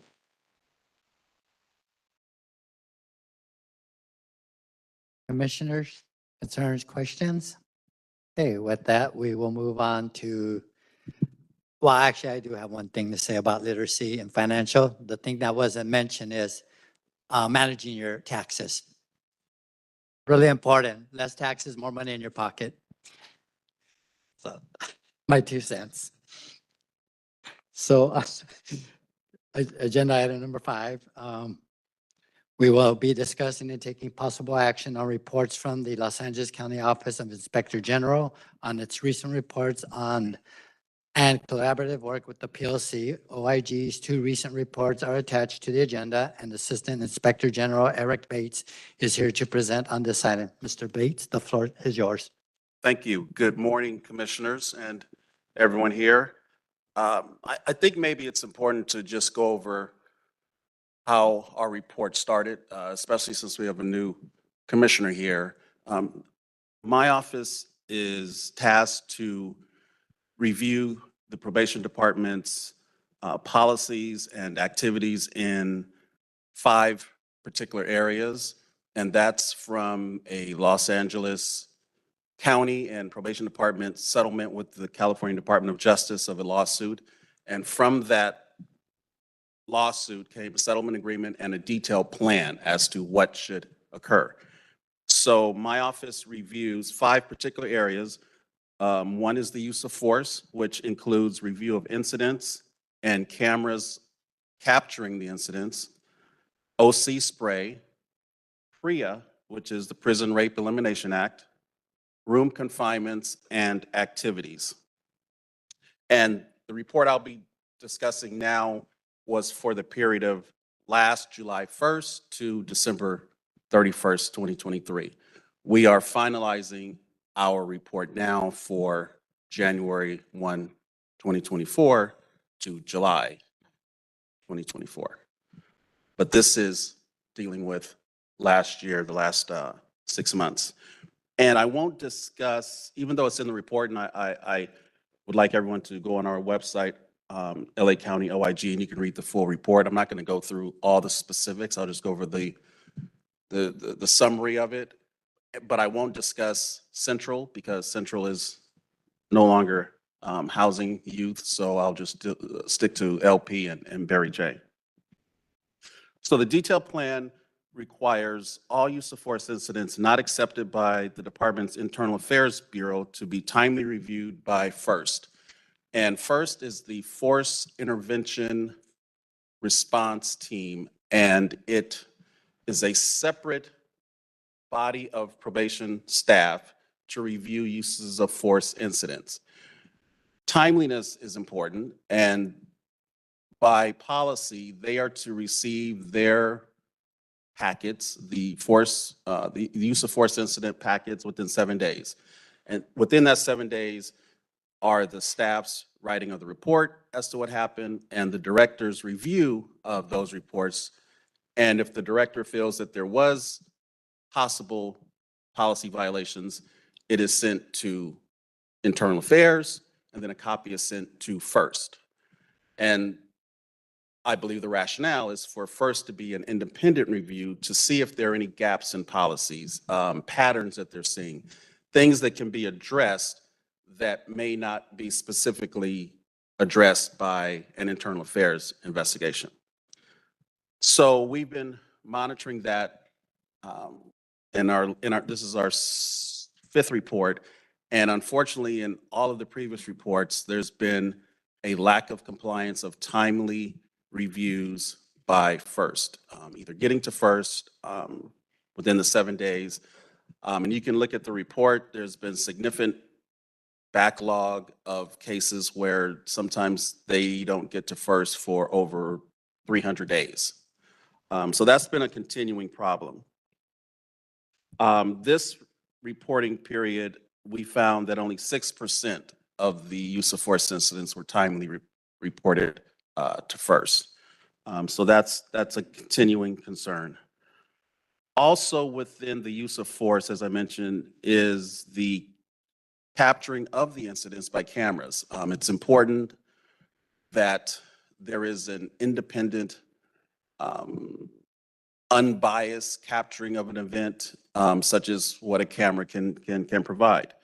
And under the detailed plan, at least 90% of the cameras in juvenile facilities must be operational, in use, and provide sufficient coverage to capture use of force incidents. In our review, so what that basically means is they have to be working. They have to provide sufficient coverage, so they can't just be focused on one little corner and you don't see everything as what's going on. And they must be used appropriately. So at LP, in our review, we found that of the sample of use of force incidents, all but one of the incidents were captured. So there was compliance at LP. So that was good to see that there was only one incident that fell outside of that requirement. Unfortunately, at Barry J, we found that it was out of compliance and only found that 63% of the incidents reviewed had video recordings of the incident.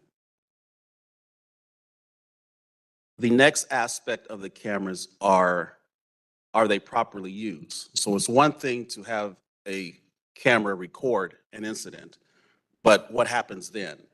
Are the probation staff reviewing that and properly determining whether or not there was a policy violation? And at LP, we found, well, let me back up. So under the detailed plan for compliance, there needs to be properly used video recordings to determine policy violations in 90% of the use of force incidents. In our review of LP, we found that the department properly reviewed only 83% of the sampled incidents, and at Barry J, only 63% of the use of force incidents. So they were both determined to be out of compliance in that area. The next area that we review is OC spray. And under the detailed plan, it requires that there's documentation whether or not staff complies with policies and state law regarding decontamination after the use of OC spray in at least 90% of all uses of OC spray on youths in juvenile hall facilities. We found that overall the department was out of compliance and that they followed proper protocol and policy in only 57% of the cases at Barry J as well as LP.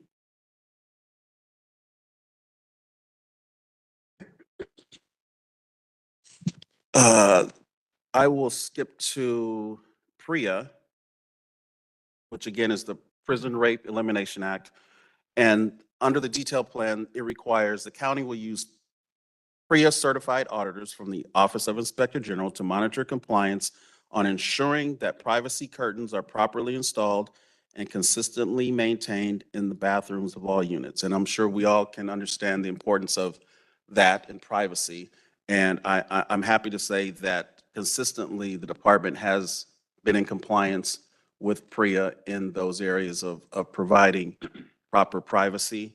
There were as you'll see in the report, there were I believe at 2 of the camps, there were some issues with that, but that's because of fixed walls that are there that need to be removed. And that is in the department's plans, but apparently the resources for that were diverted to deal with opening LP. So we are hoping that that will be addressed soon. But in the meantime, to ensure safety, because PREA is also, it's not just privacy, but it's also that kids do not get attacked while they're in the bathroom. the department has reported that they have staff that monitor those areas to make sure that there aren't any blind spots, which we did see. Also, part of PREA was opposite gender announcements. So that's when there's an opposite gender coming into a unit, into the facility, that they announce themselves, obviously to protect the youth's privacy rights. And again, I'm happy to report that we found compliance in that consistently, that there are opposite gender announcements by the department. Room confinements. Under the detailed plan, the county must create an internal process approved by the monitor, the Department of Justice monitor, to maintain and improve documentation related to and monitoring of youth who are placed in room confinement, including the development of individualized plans and the provision of programming, recreation, exercise, and religious services. Our review found that the department was out of compliance in that area, that the department still has not implemented an approved internal process to track room confinements, provide prompt notification of room confinements that violate policies and state law, and document remedial measures and provide our office data regarding that. Also related to room confinements, the detailed plan requires that the process includes mechanisms for providing prompt notice to the juvenile hall superintendent of instances of room confinement that do not comply with the law. And we found that consistently we found that the department is in compliance of that when there is a situation where room confinements go over the legal limit, the department staff is consistently notifying the hall superintendent, and they are taking care of that. So that was good to see. Activities, which also includes programming. The detailed plan requires that department staff document and log any denial of required activities by providing the staff member's reason for denial, the signature of the staff member, and the validation of the superintendent of the facility. We found that the department was in compliance, that in all the facilities, staff documented findings that a youth posed a threat to the safety and security of the facility in writing in 100% of the incidents. It also requires that the department provide required activities for at least 93% of youths at LP and Barry J who have not been found to pose a threat to the safety or security of the facility. And there, unfortunately, we found LP out of compliance, that only 72% of the eligible youths to receive the required activities. And in the fourth quarter, we found only 74% of eligible youth received required activities as required. And finally, I will say the detailed plan also requires that required activities are not denied as a form of punishment, discipline, or retaliation. And I'm happy to say that we have found and consistently have found in our reports that the department has not denied activities as a form of punishment or retaliation. So that was good to see that that's continuing. We have no reports to believe that that was occurring. And that pretty much is the summary. Grievances also. Grievances, the plan requires that the county implement a revised grievance policy, and 90% of grievances are resolved in accordance with the approved policy. And we found that they're in partial compliance because they are developing kiosks to deal with the grievances. And unfortunately, that's been a continuing issue. We've heard that that's happening, and it apparently, as we're told, involves vendors that are not, well, there's challenges with vendors and whatnot. So that is something we continue to monitor because we're very much interested in getting the kiosks up and running, because that will help, that'll help a lot in the grievances. And as far as the quarterly report, which is January of this year to March, as you'll see in the conclusion of that report, we really had a hard time getting the necessary data from the department to actually make a accurate report on that. It will be included in our next report, a more detailed report, but we've had challenges and my staff works really directly with the department staff that handles the collection of information. And unfortunately, as I'm told, it's just a matter of the staff being moved. And then new staff comes in and they don't really understand what we need. And it's provided a bit of a challenge in getting the necessary information. I don't think it's a sense of them not wanting to provide it because, as I said, my staff and probation has worked closely in getting that information to actually help develop how to collect it. So I think it's just a matter of new people coming in and not really knowing what we need versus what other agencies are asking as far as information. But we continue to work with them, and that's why we stress the importance of a computerized system which will collect the information and spit it out and give it to us timely without having to deal with someone trying to figure out what exactly we need. So that is that's all I have, and I am open for questions. Thank you. Commissioners, unless there's an objection, would you mind if I ask the first couple questions? So the 36 use of force, is that the information on page 9 of your report?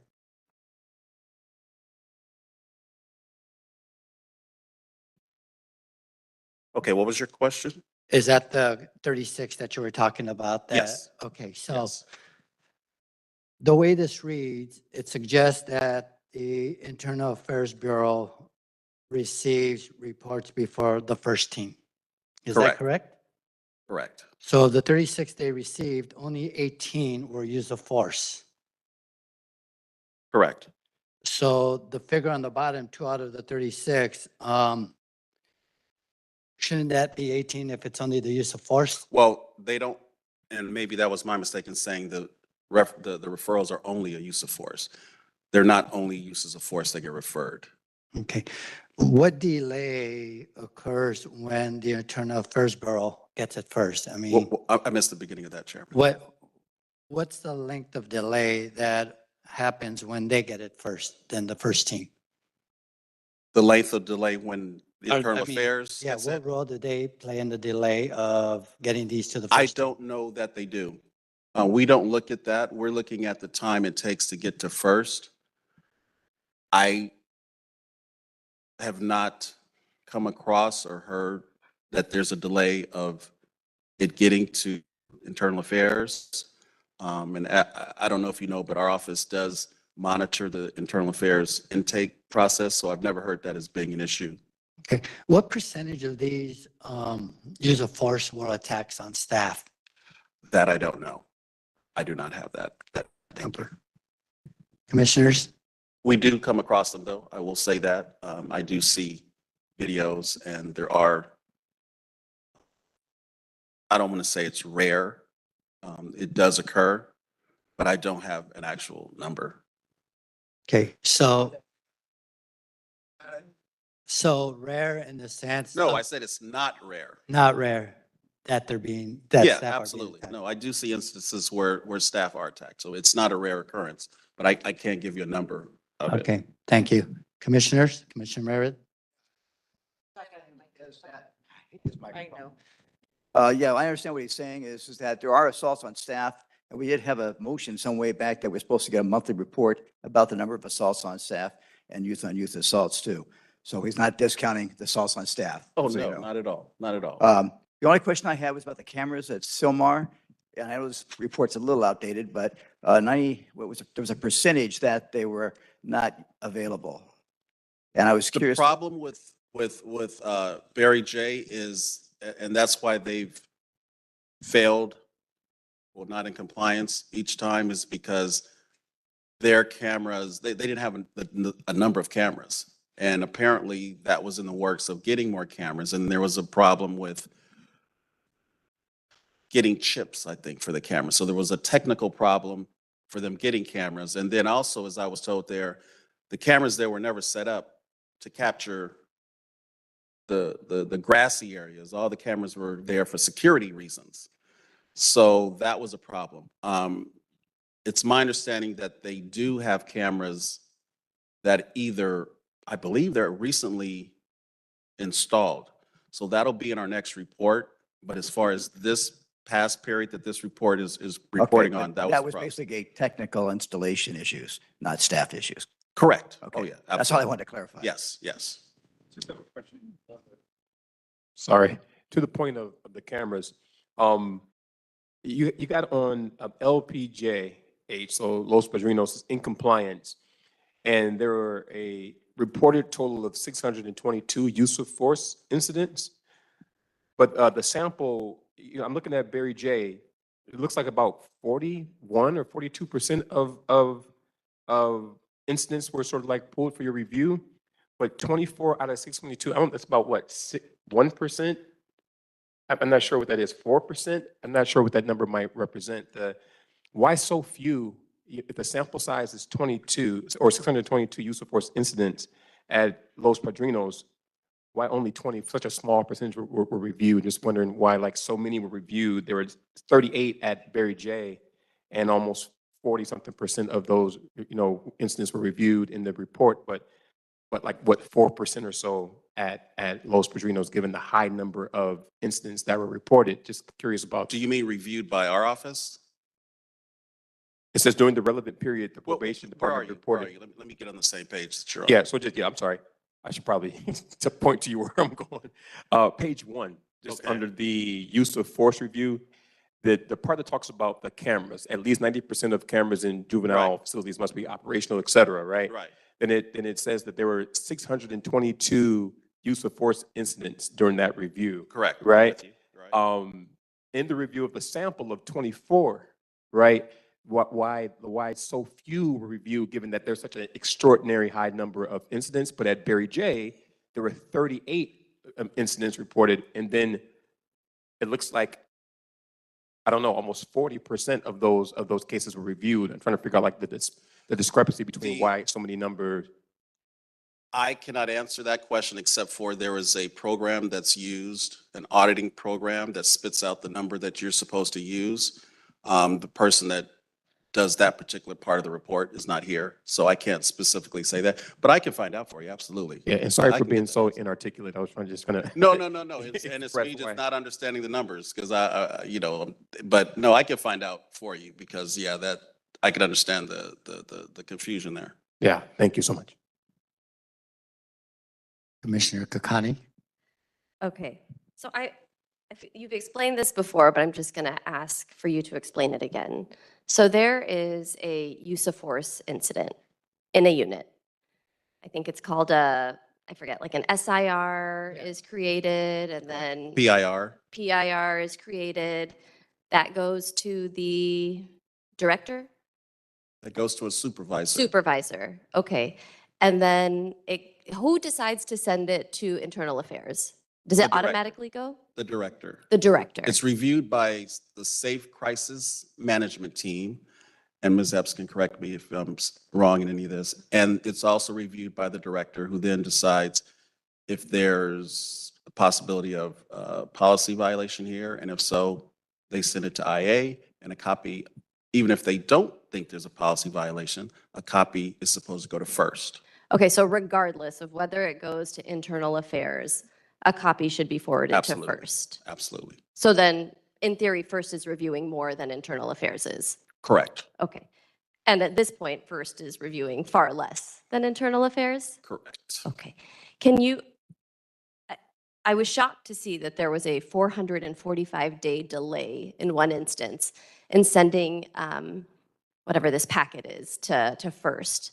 Do you have any sense of like why there was that delay? Did someone just forget to press forward? Did someone send, or I don't understand. I don't know the specifics, and it's only because that's the longest delayed. There are many that were delayed 200 days, 100 days, 90 days, so it was not uncommon. So it wasn't as if that was one particular case, and so we really needed to find out. And basically, as you may or may not know, there is a significant issue with reviewing use of force incidents, which is why there was the creation by probation of the backlog Mhm. team where And they I'm brought sorry, in the just contract. the significant delays related to internal affairs, or it's related to first? Both, Got it. a review of the incident at all. Okay. So an incident happens, staff writes their reports, and then nothing. Sometimes a director may look at it or not. So there's a significant backlog of cases that just were not reviewed by management. I'll just say management, someone other than the staff that were involved in dealing with the incident. Okay. And then whose responsibility is it to send it to internal affairs and first? The directors, Okay. The director of the facility. correct. And what is the lift? Like, what is the, is it literally just pressed like forward on a packet? Is it like you got to make copies of some? I don't understand like why there is this challenge. I'll let Ms. Epps handle it because I couldn't tell you the actual punching of the button or. I can't speak to the exact time frame of this report. This is July 2023 to December 2023. Mhm. But ideally, what should happen is there's an incident on a unit. The supervisor responds to their unit. They get all of the reports. They debrief with their group to say, hey, what went right, what went wrong. They address it. If there's a concern in what they do, because in real time you should be reviewing the videos, hey, we have a issue, we have a concern here. They talk to the director and the director says, hey, we need to do a referral for whatever reason. There may be, hey, this person never gave an OC warning, or the youth was seated in a chair and OC was dispersed and there was no imminent or actual threat. And then there's the referral done. But you still have to forward it and complete all of the portions of the review that you do, to have all of the documents there and then to send it on to first. So I will say, in looking at the overall process, it isn't that the process isn't workable, but the process itself creates too many delays from, I can say from the time I got here until even recent months, there's constantly a backlog. Another thing that it does is it separates ownership, like, hey, my people responded to this, and yes, you're talking to the director, but what you're seeing is there's all these delays. That's whether people have not turned in their report. There are some problems also with, I would say, policy. The policy requires that everybody, if I'm on unit X and I'm not even at the unit, I was delivering a kid to the medical module, when I come back and there's been a physical intervention issue, I still have to write a report saying I wasn't on the unit and I didn't witness anything. Well, ideally, you have cameras, you have the active or passive cameras that are on the unit, you see who's there. So your waiting times for these reports to be completed, or people didn't move it on, some of the processes, because you have so many different steps involved, delay that. So recently, we did disband the first team because we saw that continuously we are arriving back at a backlog. Wait, I'm sorry, you said you disbanded the We first team? disbanded the first team because this was associated with significant delays. So we put in place a new process to look at the cases. So how all of the examples, the directors now have closed circuit TV abilities to look at the videos in real time. Prior to that, there was one room at LP where you had to go look at videos. And there were only certain people trained to be able to look at or pull those videos. That's something that delays a effective review process. When you look at the current physical intervention, I call it use of force policy, several pages. That can be something that we've pared down. We have a new policy that's written that I believe came in at 8 pages where you had several before. There's a process that's been put in place to review those. We're starting to get set up to review them and just bringing people along slowly like, hey, this month, learn to look at the videos in real time to see the incidents so that you can assess them. The second month, which was August, now begin to make sure that you have all of the reports and look at the video at the same time. And now this month, honing in on that process to refine it even further, just to improve it because it's convoluted and it's not beneficial to timely reviews and timely response. Sorry, I have, yeah, just trying to process all of that. What is the current backlog related to use? I mean, I remember when Ms. Donnell was here, at one point she shared that there was a backlog of, I have it in my 2,000. notes, something like 700 cases. Then 2,000. it dropped. So I'm just curious what the current backlog is, if you know. The backlog that existed before, and I can get the numbers for you. So up to July 9th, we pulled the first team to HQ, to headquarters, saying, hey, everything from July 9th back, because there was a backlog, I want to say to March. All of this needs to be cleared. They cleared that backlog, and then we ended up with some cases to August, and those were also cleared, only to find that there's several cases that have been outstanding for a while, and I can get you all of these numbers. Yeah. And they were older cases that for whatever reasons, they couldn't close in the system. There was a report or two missing, but I can get you all of that data. So the current cases, it's a few hundred, but we can get you those. And most of those have been reviewed. They just need to be closed out. A matter of going into the system and checking a box stating that they're closed out because they were reviewed differently. But we can get you the data. I can do it next time. We can bring an update. Yeah, that would be helpful. I think we had asked for regular updates on the backlog process. So the first team has now regrouped. Are they back in We effect? disbanded, we Oh, stopped using currently disbanded. first, and what we did is we dispersed our staff. Initially, we were going to use some of our sworn personnel, supervisors and officers to form a use of force unit. However, due to the staffing issues, we can't fully accommodate that. So when you look at the processes, we developed, and I won't get too far into it because we'll talk about it next month, a form where all of the use of forces are being tracked. We have a contractor working with Director Eric Rayleigh, and they are going through that process so that we can start doing those in real time at a table, and it would be weekly that people come in and there's a review in that process.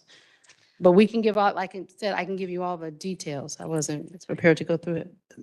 This may be something we want to agendize for the next Sure. time and consider an ad hoc. So and just Yeah. in the interest in time. Okay, I just, sorry, just like two more questions. It's hard for me to read this sentence in your report back, Mr. Bates, that however, as noted throughout this report, and frankly, in all of your reports stemming from 2022 to present, and we're approaching 4 years of being in this settlement agreement, right? It was entered into January of 2021. So the fact that we're still tinkering with how to use first and how to review use of force, how to ensure that staff are safe, how to ensure that young people are safe, like it kind of boggles my mind, but just this, however, as noted throughout this report, the department's lack of effective systems to document and track uses of force, room confinements, grievances, and other incidents in the juvenile halls and camps raises concerns about the accuracy of the documentation provided to the Office of the Inspector General. We know that this is an issue with the BSCC around programming, about how written documentation didn't align with what was in the videos. Just generally speaking, like what is the department's response to that? Like you lose all credibility when you have body after body saying that things are not adding up. I mean, I imagine you lose credibility with your staff, you lose credibility with families, you lose credibility with us, you lose credibility with young people. Like this is a $500 million department, I mean, $1 billion department, but just as it relates to juvenile institutions, $500 million. You spent $2 million to get new shirts. Like, I don't understand. Like, what is it that you're doing to address this lack of effectiveness and this lack of effective systems to document any of this so that everyone can feel some semblance of safety? Maybe that's too broad of a question. That was a question. Should have started with it. That was a what? There was a what in there? Commissioner, was that for me? What are we doing, the question? I think That was, I think that's for the department. I mean, I imagine Mr. Bates is curious too. Like, what is the department doing in terms of like figuring out these systems to ensure that they're effective, they're transparent, they're reliable? I understand that you're saying for the last 3 months, you've disbanded first to modify this policy, train on this, get up to date on that, but like, It's not just that. It is taking down systems. Some of these systems and processes have been relied upon for a very long time. This is not something that has been really closely looked at.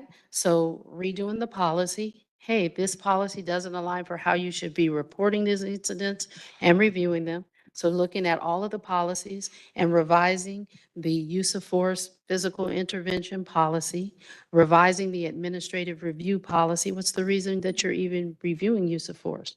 Taking a look at what foundational training has not only been provided to officers, but been provided to supervisors and managers. Does everybody have consistent case law updates? Do you understand what the law says when there's deliberate indifference, when there's a code of silence, when there's failure to report things, and making sure that we're going to be launching all of that, bringing in subject matter experts externally, because a lot of training and things that are going on have been relied upon internally. And I can tell you in looking at training records, we do need to update people at every level of responsibility on what the law says and the appropriate application of the law in reporting use of force, reviewing use of force, responding to use of force, and taking action to correct behavior. So looking at our overall training plan, reviewing and revising the policies in a way that meets the appropriateness of how to respond and how to report. We recently rolled out a new physical intervention training called Gracie so that people know consistently, this is how you're able to respond to this force, to have some protections for yourself.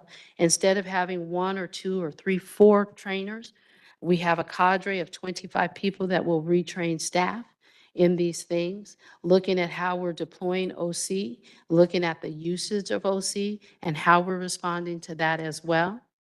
So those things are being done to address use of force. And like I said, I wasn't prepared to get deeply into it today, but we are more than happy to come back next month and do a presentation. These are all the areas that we are addressing because we are taking steps. The chief's aware of it, I'm aware of it, OIG is aware of it, and we've been working on those things. We don't want staff injured, we don't want kids injured, and regardless of what the station is, whether I'm detained or reporting to work, you want a safe and consistent place to work. And you want people to be confident when they're deploying their skills to stop attacks. You want people to be confident when they're reporting incidents, and you want to be confident as a department and in the public that you're reporting these appropriately and the appropriate actions have been taken for what you're reporting. Thank you. Commissioner Meredith? This predates you, Chief, just so you know, on this use of force backlog. I went tilt 18 months, 2 years ago over this because there was 1,000 and some of those were way past a year. Sorry. They went way past the year doctrine and all that. And I couldn't understand it because obviously I cover the world of law enforcement and use of force, I understand intimately well and on all levels.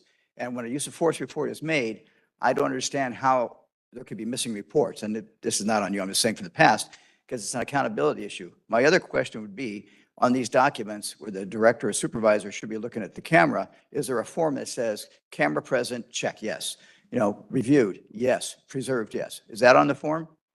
There is a revised CCT reporting form to coincide with the access being placed on all of the directors' desktops. So there are a series of things that they have to acknowledge in the video reviews, and I can get that to the POC, or if you want me to go ahead and provide those when we come back to do the presentation. You can do whichever it you during the presentation. What I'm looking at is that my agency, we had custody and we had obviously the field and detect. Everybody had use of force. Standard policy, but before I went home, I had to make sure that that force memo was in. That's why I'm, and just like I say, predates you, baffled that that couldn't be done. That's it. Vice Chair If I Canales? could add to that, Commissioner Meredith, and that goes to our area of, are the video recordings properly used, the cameras being properly used? Because we look for that form to see did someone review this video for an alleged use of out of policy incident? And those are, if you look in our report, those are the cases that we list. And those are cases that, in the OIG's opinion, it was not properly reviewed, because when everyone looks at it, clearly there was a violation, but it didn't get noted by the reviewing person. So it Well, goes to what that. I look at is the timeliness of it, because, you know, if there's a disciplinary issue, it's got to be done in a certain time period. But more importantly, is there a pattern of practice, and maybe we have a flawed policy or a flawed technique that we need to look at? Why timeliness is really important. Commissioner Canales was next. Thank you very much for, I think all the questions, I think, you know, are very, very relevant. And then the answers, though, as I'm listening to the answers, and it sounds really good, in the report, but I'm wondering if you're measuring success throughout the department, or is it just at an administrative level? Well, I'm not really sure of the question, because we're Well, the way the implementation of the program and removing old standards and bringing in new ones and reviewing the videos and everything like that, is there like mutual communication throughout the entire department and things like that? we're reviewing the areas, not particular levels of staff. So if the area we're reviewing deals with line staff, then that's what we're reviewing. If we're reviewing areas that deal with executive staff or Right. supervising staff. And I think the question was more exactly for Chief Deputy Oh, I'm Epps sorry. because of the answers that she was giving to Commissioner Kakani and also to Dawn.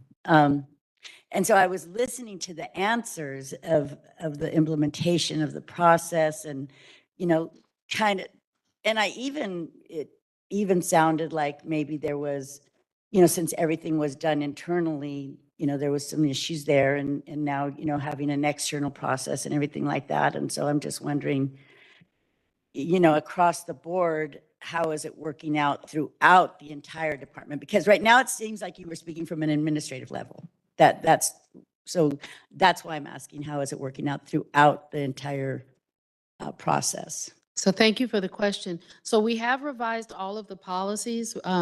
As you may know, our comprehensive inspection starts on Sunday. So we have all of those, and as not to do too many things at the same time, those will be held until we're done with that process. We see where we're at and then move forward. But we did meet with all of the first team and everybody, all the parties that were involved in the use of force review.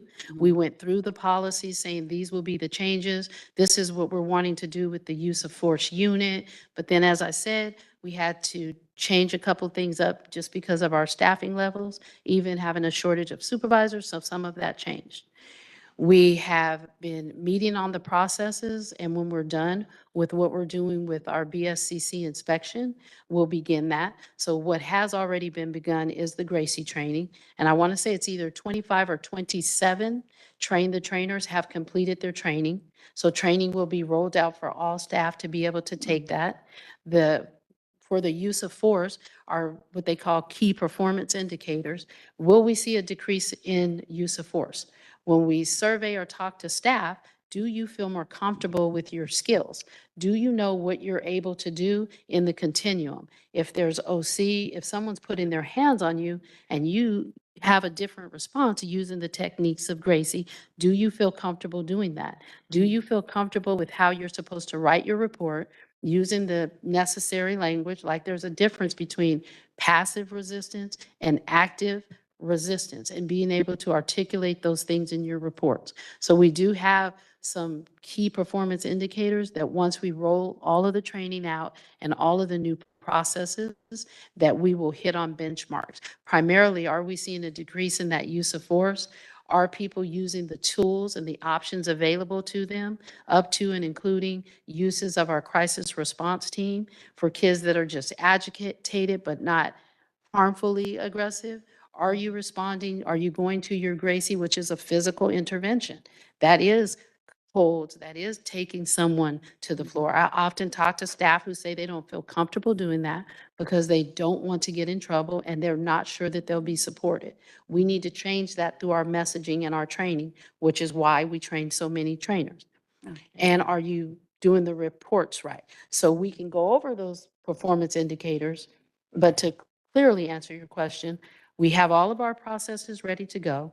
As soon as we're done with our BSCC inspection, we're going to get to the training piece. I talk to supervisors, directors, different people. Hey, these are all the things that we're looking to do. So. And I think that was my question in layman's term, like everything that you're saying, when are we going to see, that it is really being implemented, that it's working and that it's cohesive throughout the department? So thank you. At this point, we're going to take a break and give the public a chance to chime in, and then we will return to questions and concerns by our team. Okay, thank you all for coming today. Some of your faces are new, and I'm very happy to see you in the room. And I want you to know that we take public comment really seriously here. So we encourage you to give public comment. Thank you for spending your morning with us. Also, feel free to, during your public comment, tell your own story, use I statements, and share whatever you like to share, including questions.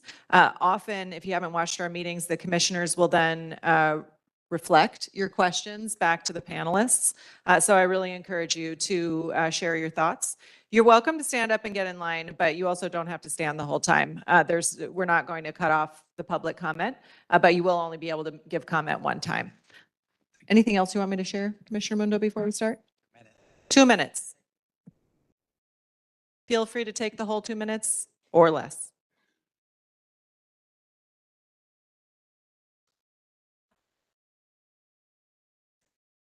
Okay, but everybody's still in the room. So yeah, we're good. The commissioners are still in the room listening to you. They just are refilling their coffee, but you're welcome to begin. Thank you so much. My name is Norm Johnson. I am the Executive Director of Probation Supervisors. As Mundo knows, I have done 40 years in the department, and I think, Commissioners, your questions are right on. But my concern not only is that we don't have a contract, but all of these process and procedures that now gone into place. Miles, Mills, and Brown says that you should meet with the union on these things. You're not meeting with the union. You're not respecting us. And my comment is, please meet with us on these new policies. Meet with us on these procedures. Let us know what you're doing so we can work collaboratively with you. We're not the enemy. We want to work with you, and we want to put this together, and we want the department to be successful. But there's some things that the department have to do to move forward. Thank you. Thanks, Mr. Johnson. Good morning. Sorry, I may read a little bit because I took some notes. Sorry about that. But I am glad to know, Chief Epps, Deputy Chief Epps, that we are going to learn about this new use of force policy, because I've been hearing there's a new plan since July 9th and we haven't heard anything. So like Norm was saying, it would be nice to meet with the union. Also, what would help with these policies is actually having management that can interpret the policies and can take that down the chain of command, right? Having someone in charge of LP but don't know our policies, that's a big problem. Knowing what we can and cannot do is a big problem. There's been a division that's been created, SB County versus LA County, right? Let's keep it 100. This has been intentionally created. But Epps, I'm here to let you know, I'm willing to assist you in undoing that. Also, with our contract, come to the table, come talk to us. Let us get this contract signed. Thank you. Thank you. By the way, that first team should have never been disbanded. They were disbanded July 9th in a very unprofessional manner. Thank you. Good morning. I'm one of the supervisors in one of the camp. My name's Angelica Rodillo. I am an SCM reviewer. It was concerning to know that the first team was dismantled because they're pretty much my lifeline. That's who I contact whenever there is questions, when it comes to the forms. A lot of our forms are not updated to the new policy. So it's very hard to write a review when you are no longer considering some things use of force or restraints, but the staff are forced to have to modify how they explain their restraint. Because some titles are no longer implemented, correct. So that's a lot of liability when it comes to also the videos. When not all of us had access until not too long ago to see the videos. And that is a liability to me because for the main part, I'm the first one who sees the videos because I need to make sure that the reports match the video footage. But we did not have access until not too long ago. So that's a lot of liability. I am the one that notifies the director if there's something that I think is out of compliance. That's a lot of liability for somebody who still doesn't have a contract. Thank you. Thank you.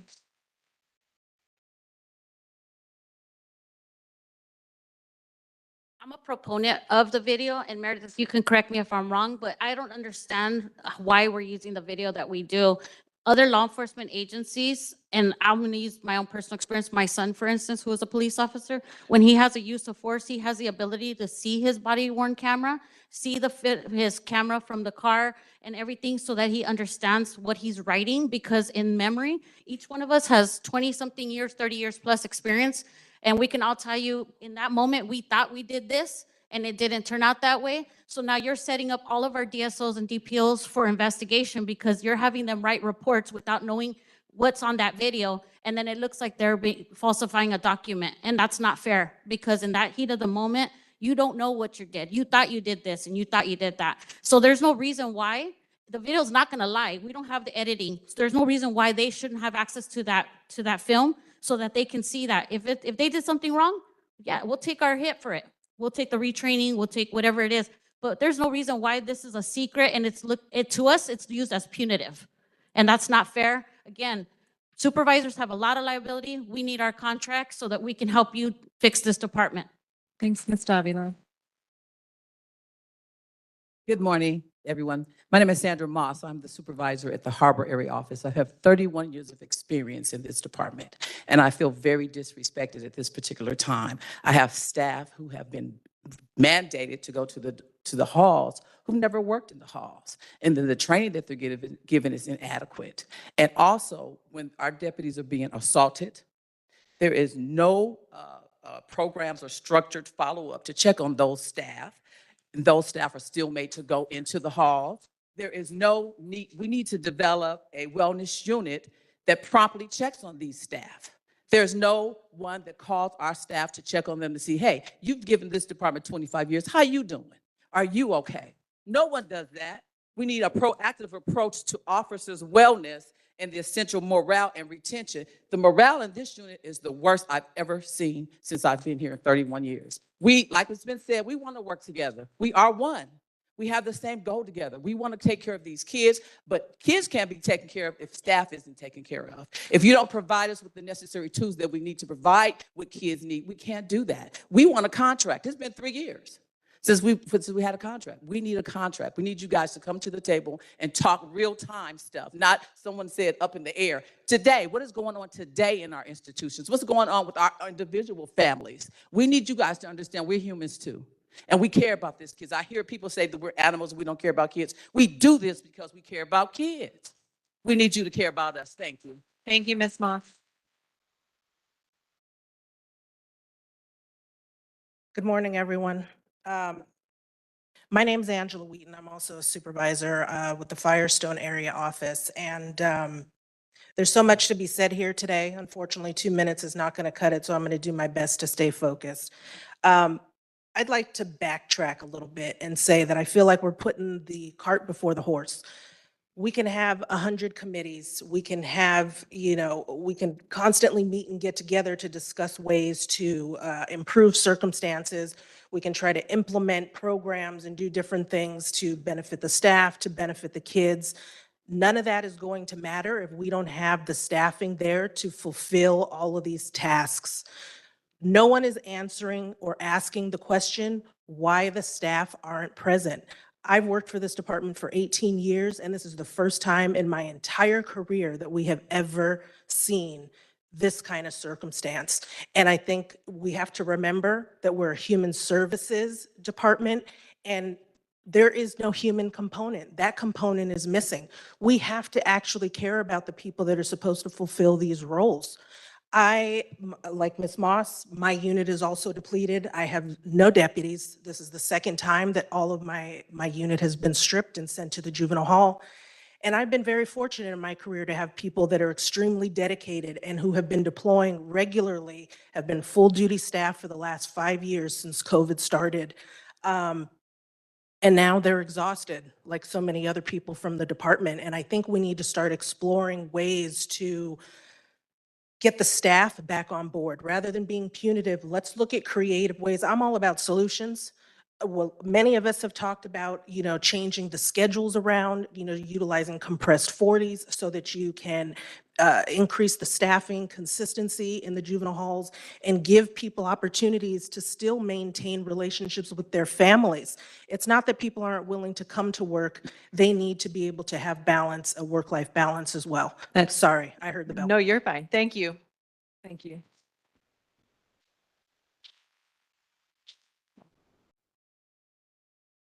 Isabella Solomon again with the Anti-Recidivism Coalition. I'm here to speak on behalf of the youth who aren't able to speak for themselves and to offer solutions. I ask the present probation officers to please welcome the use of the resource that is credible messengers to help them heal and do better. Credible messengers when in these facilities are there to support not only facility staff, but also youth during their healing journey and their growth. They are there to help them learn, improve, and reach new heights. This can help them not only de-escalate, but possibly prevent these write-ups or use of force in its entirety, but also help them when they are released so they don't go back. These issues are not insurmountable. They can be resolved with bold leadership and a willingness to collaborate with the credible messengers and other organizations that only want to help the youth. We all share the same goal, to see these young people thrive. This is not about assigning blame or calling anyone out. We want to work together, credible messengers, probation officers, and all other stakeholders, because we are all working towards the same mission, ensuring the youth in our care succeed, grow, and stay safe, to have successful facilities, and to successfully fix these ongoing issues.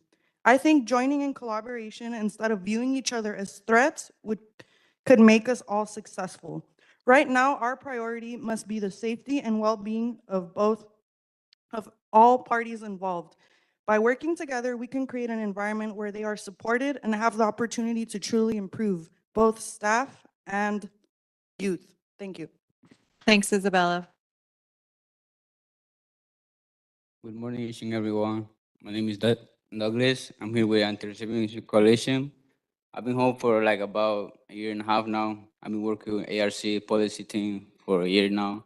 And then ever since I got out, my mindset was like changed like the thing for our youth, Like give it to them because I was being there before. I was a BRJ during the whole 4 years. And then all this going on about the all groups and everything, the program they come, they say they wanna bring, like nothing's happening.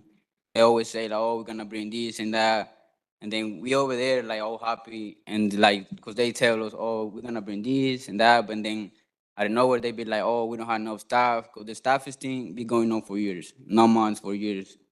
I was there, so I've been in their shoes. I know how to feel, to know how program, to know be able to go outside recreation.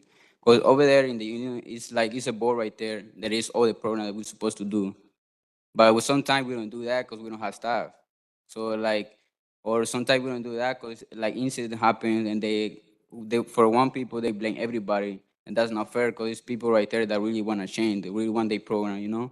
Like people like me, like I want to give back to them, I want to help the community, I want to help our youth, I'm here like speaking for them, because they're not here, they're not able to speak for themselves. And then we just want actions, that's it. Thank you. Thank you. Good morning, Mr. Bell. Good morning. Thomas Bell, Camp VP, Local 685, in support of my brother and sisters in 721. I just also want to, just mention what things that was said earlier as well. One, with the support of the officers that get hurt during these restraints. We really need to start showing our support. The management teams need to really show that they care that these officers are out hurt, that they're not just at home sitting by themselves, and no one cares. Because they come back to work and the same kid is in the same unit doing the same things he did when they hurt him. So management really needs to show that they care about these officers, as well as reviewing the video. I think I mentioned that before. Nobody here could go put on some gloves, go outside, have a boxing match, and then come back and write everything that they did. If you guys were given that thing, you would say it's unfair. That's exactly what's happening with us. We go outside, we get in a restraint, and now we got to write everything we did after the restraint, after we've already been physically abused, we're tired, or maybe we're just tired or don't remember what happened. We can't review the cameras. That doesn't seem right. It doesn't seem fair. And then we are accountable for what we write. After you guys get to sit back and review it and watch it, we have to accountable what we write when we was in this stressful situation. That's a difficult thing. I think you guys really need to understand that how difficult that is. If you want your reports done right, you want them done fair, you want them done correct, let people review the camera. Let them see their actions. Like she said, they can't change it. You can't change the camera, but you could write down. You could be like, okay, that's what I did. Oh, I thought I did this, but that's what I did. And you could write it down and you can explain yourself. But once again, supporting 721, they need their contract. Thanks, Mr. Bell. Good morning. My name is Sylvia Khan. I work out of Centinela Area Office and I oversee juvenile investigations, about 60 cases with one DPO who is here with me right now. And I do juvenile supervision and I have 2 DPOs that have been at the halls for the last 3 months or so. Beyond that, I have to oversee over 120 cases by myself as a supervisor in the field. I believe everybody cares about what's going on in the halls, but who cares about the field and the kids and their parents that are complaining every single day that they have 3, 4 different probation officers because where's their probation officer? They want to go get Ms. Ward, Ms. Huerta, Ms. Osorio, Ms. Frazier out of the hall so they could come and help their kids out who are out of control, who are picked up on 3 cases, petition A, B, C, and D.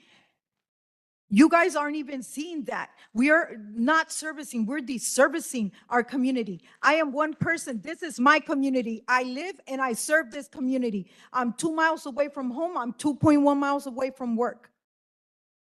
All we need is for you guys to look at the field and what we're doing. We are pulling all this staff to go to the halls. But what is the halls doing for us? What is the hall? When are we going to resolve the issue with the people not showing up or people leaving, going to OC San Bernardino, Riverside, because they can't deal with people at the halls or the situation going on at the halls? I need my staff back to my unit so we could service our community. How about these art people, recidivism, that want to sit here and talk about the halls closing them down? How about they go to the schools, the elementaries, the junior highs, the high school, and start seeing the kids there? That's where the kids need your help. They don't need your help at the halls. They need your help before they make it to the halls. How about the YDD, the DYD programs? They need to come over here and see the kids in the field. They need to come and talk to us in the field how they could best service our communities, and we will be there to support them. I will be there to support them because this is my community. All we need, I'm doing the job of too many DPO2s. That's your time. I'm sorry to cut you off. Support our contract.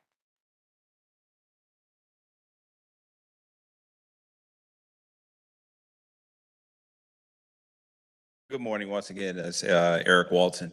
As it relates to the video review, things of that nature, far too often, as someone who had to represent officers in investigation cases, far too often we have situations where you have cases where the case has been expanded because of the political winds. Now they want to be able to go after the officer or the supervisor for a case that catches political attention and it's done wrong. the investigation is done wrong. So that creates a concern. You can look certain things at the video, and even though the video may show certain things, then basically now you're going after somebody because it's a political move and it's wrong.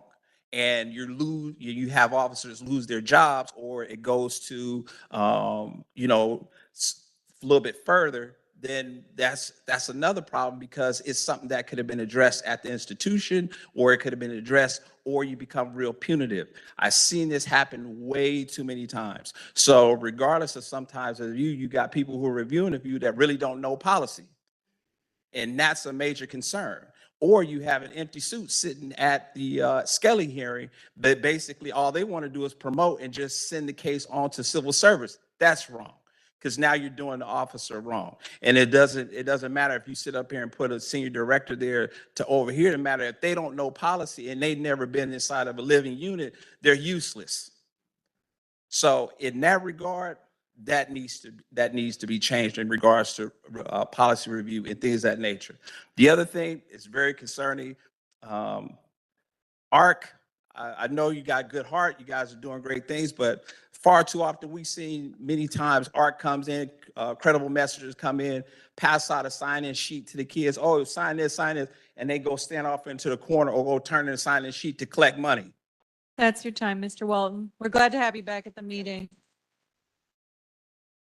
Hi, everyone. My name is Annette Smith, and I'm a supervisor, and I'm one of the ones that go to juvenile hall almost every weekend to assist. And one thing that we have not touched on, and I'm going to make it very clear. I walked in juvenile hall 2 weeks ago. I was greeted by staff saying to me in Unit R, 5 kids assaulted staff. The staff was almost thrown over the second floor in Unit S. I walked around, I talked to 3 directors, and I asked them what were they going to do. They said, we have to talk to management. We have to talk to such and such. As of this day, those 5 grown men are still sitting up there in Unit R.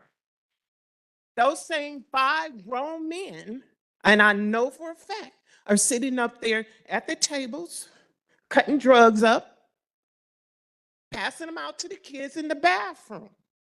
What are you doing about it? I know you see it on the cameras.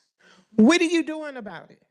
See, you want to get us and put us down and say, we're not doing this, we're not doing this. You worried about those numbers that you're taking up, all these percentages and all this kind of stuff. What are you going to do with those kids who are assaulting us as staff? That's why staff is not coming to work, because they do not have the support. And we need it, Ms. Epps. We need it. We need it. Please support the SDPOs and give us our contract. Thank you.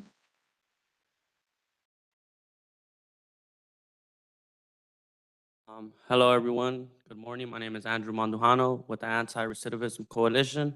And kind of just want to touch base on all of this. Formerly incarcerated, I was at Barry J in 2015, where I was fighting a case. And this has all been happening since then. And even before that, where probation is understaffed, where we have outside unit or recreation at a certain time, and now we can't go because there was a fight on the outside unit, and now probation has to report to that. So now we're forced to stay in the unit, which kind of gets a lot of the youth or young adults frustrated, which can cause a fight, which can cause people to act a certain way with emotion towards staff and take it out on staff, which is kind of unfair for them because it's not their fault. We talk about, I'm not here to point fingers at who could do what job better or what, but as a credible messenger, I've seen the impact it has on these youth to come with the direct lived experience and share that experience with them and show them on how I've overcame those obstacles and barriers, on how I maintained my emotions and not took it out on probation.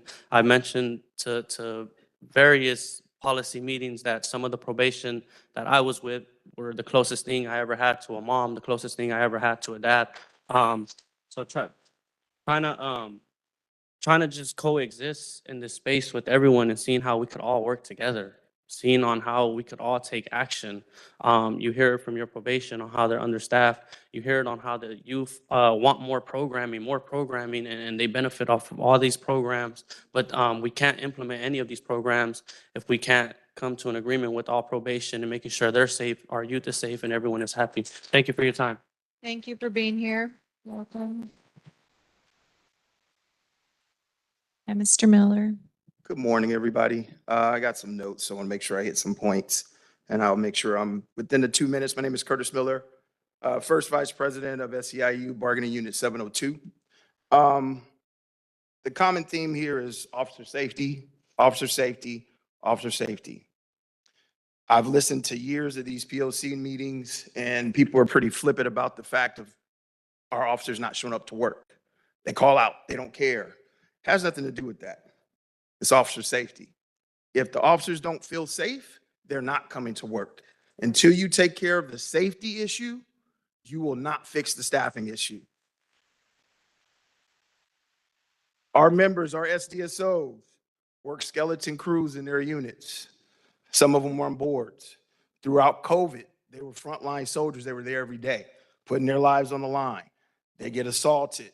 They get attacked.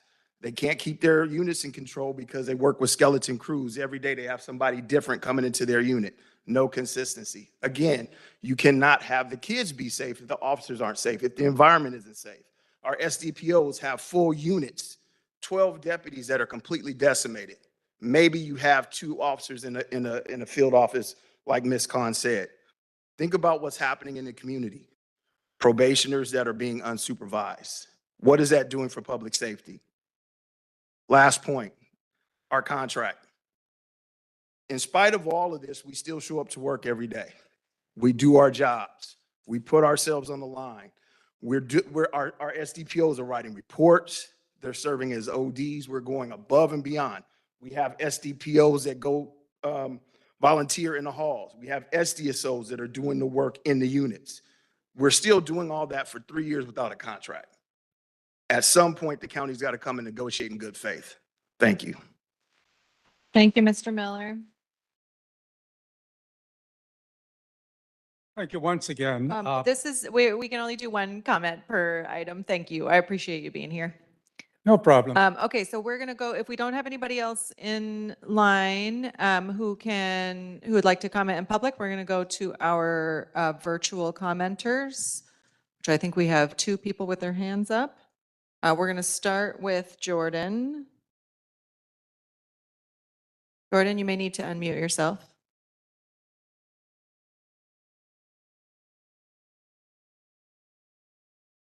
Jordan, can you hear me?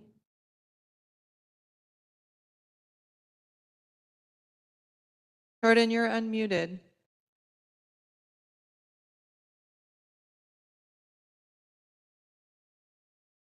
Okay, we're gonna go, Jordan, we'll come back to you. We're gonna go to Tanya Ibanez. Tanya, you can unmute yourself. Yes. Good morning. This is Tanya Ibanez, and I don't think this is the right forum to be complaining about the lack of a contract. That's something really that the labor folks need to get together and negotiate.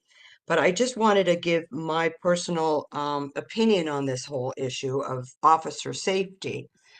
It works both ways. If you don't show up to work, you're putting your coworkers in danger. So you can't say that that you have this ability to take leave whenever you want because you feel endangered and not also think about your coworkers who are being endangered because you didn't show up. Thank you very much. Thanks, Tanya. Let's go back to Jordan.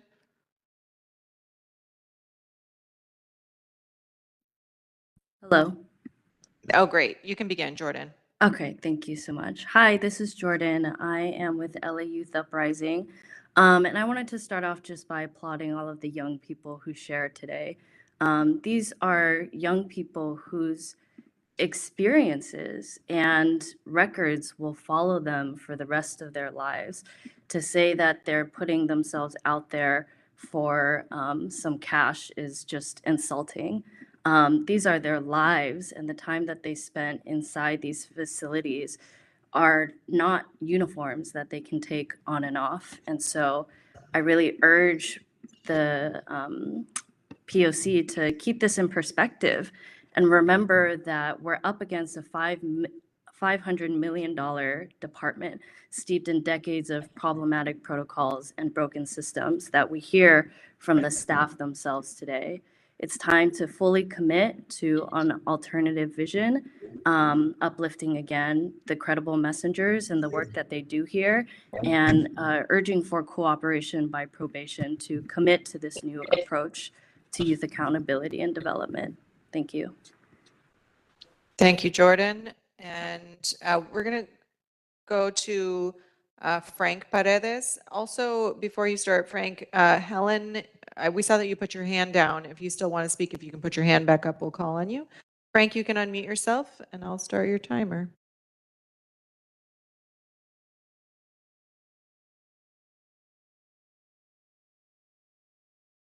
Frank, are you there?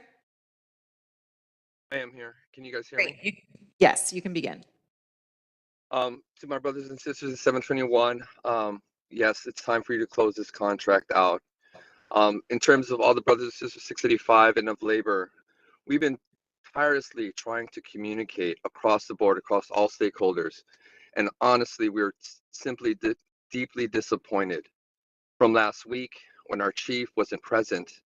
We believe in the work that Kimberly Epps is doing and OIG and the Oversight Commission, working with legislators all across the board, but with no meaningful communication, all this information not funneling into the plan. We don't have access to a global plan, so we don't know the results and outcomes that we have to design and support. We love our youth to the max effect of their life and their future and their success. And we have beautiful people that work for the County of Los Angeles Probation Department who are succumbed by the change, suffering from the change, and are not allowed to communicate courageously through this change so we can remain committed to the mission that we live for, years and years of service that we want to give and offer with no hope, morale, no access to global plan. How do we build with these future problems and issues? How do we gain the consideration and respect? How do we incorporate all of the things and all the questions that clear all of these so we can all strive and meet with unity all the things we need to do for these people, for their families, for the community, for the department, for California probation and all. But right now, there's zero communication, zero plan, and we're not included. And how else are we going to move forward if we're not invited to this piece? Thank you. Close that contract. Thank you. He smiled. Okay, that's the end of public comment. Thank you all very much for your comments. Thank you. Keeping in mind the time, do we have any questions or concerns related to this agenda anymore? Commissioner Terry? Is there going to be a response? I mean, I think there are some things that should be addressed. Is there an update on, I mean, I know nothing about the contracting process, so I think it would be helpful to kind of know where that's at. I'm sorry. I have the same. Yeah. Even for the public to understand. And I think also what are the channels of communication, the issue with the videos, where do people communicate that to? How does that get communicated? And then what are the wellness protocols after staff are assaulted? Because I think we've gotten a lot of public comments about it, and I think we should address it.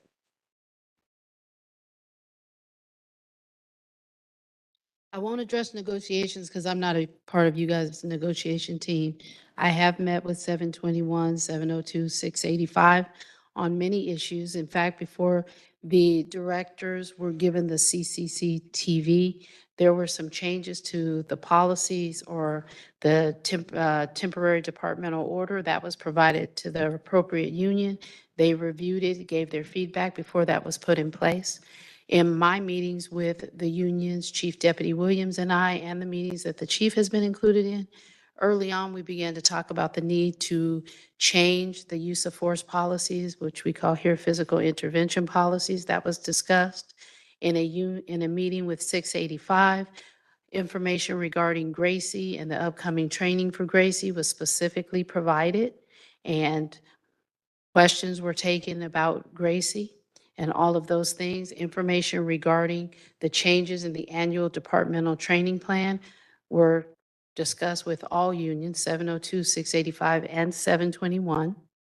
And when the plan was finalized, there were more questions taken. So I'm not sure if there's something specific that people feel like, hey, that should have been communicated to the union. I didn't bring my notes with me, but I can go back through all of my notes and tell you exactly what has been addressed with the unions and what discussions were had on those things and what input they had.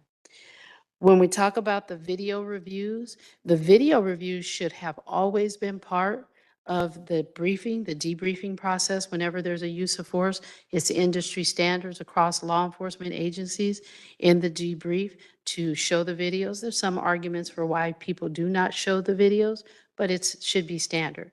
We became aware that that was not happening. That had not been a process here in Los Angeles County. So part of what we did is to begin, hey, first, directors need to have the videos.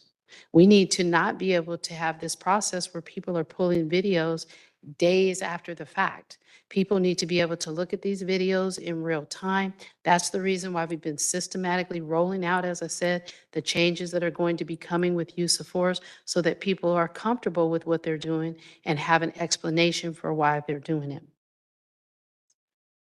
The wellness protocol, now, I have asked, I have called last week. There was an assault. The gentleman shared it. I will not get into confidential details. As soon as I got the video from Director Pignon, I immediately called the facility. I wanted to know about the staff. I don't know how many people will say it, but I'm up at all hours. Every time my phone chings, I look at it, and if there's been an assault on staff, I'm immediately in touch with the facility. I'm immediately asking about the staff. I talked to several supervisors and directors. What is the protocol to refer people to peer support when someone is injured? I've called back and asked about individual status. How did this person get to the hospital? Did they get their industrial accident, the IA packet? What is this person's status? I've sent several emails. Hey, what is this person's number? Are they even open to a call? So that is something that routinely happens. The other thing is when people are injured, there's been a lot of questions. Well, hey, no one files charges. I want to say that is not fully accurate. So under the code, and I think I'm remembering it right, it's Welfare and Institution Code 875A1. And specifically in the code, I don't remember verbatim, but in the code, it lays out that a youth can be committed to a DJJ program, our secure youth treatment programs. It comes from 823, but this law has existed prior to SB 823, which gave us our local secure youth treatment programs. And in the law, it says the following conditions must be met. Well, as you're reading through those, one of the conditions is the minors at age 14 years or older can be committed to SYTF. The law is very clear that says that the court's consideration has to be based on the last adjudicated offense. So if there's a kid in custody for a triple homicide and he has charges for a 187, I'm not dismissive of any injury at all. So if there's an assault on a staff, whether that is, I've seen many things, kicking people, throwing milk cartons, and outright attacks on staff.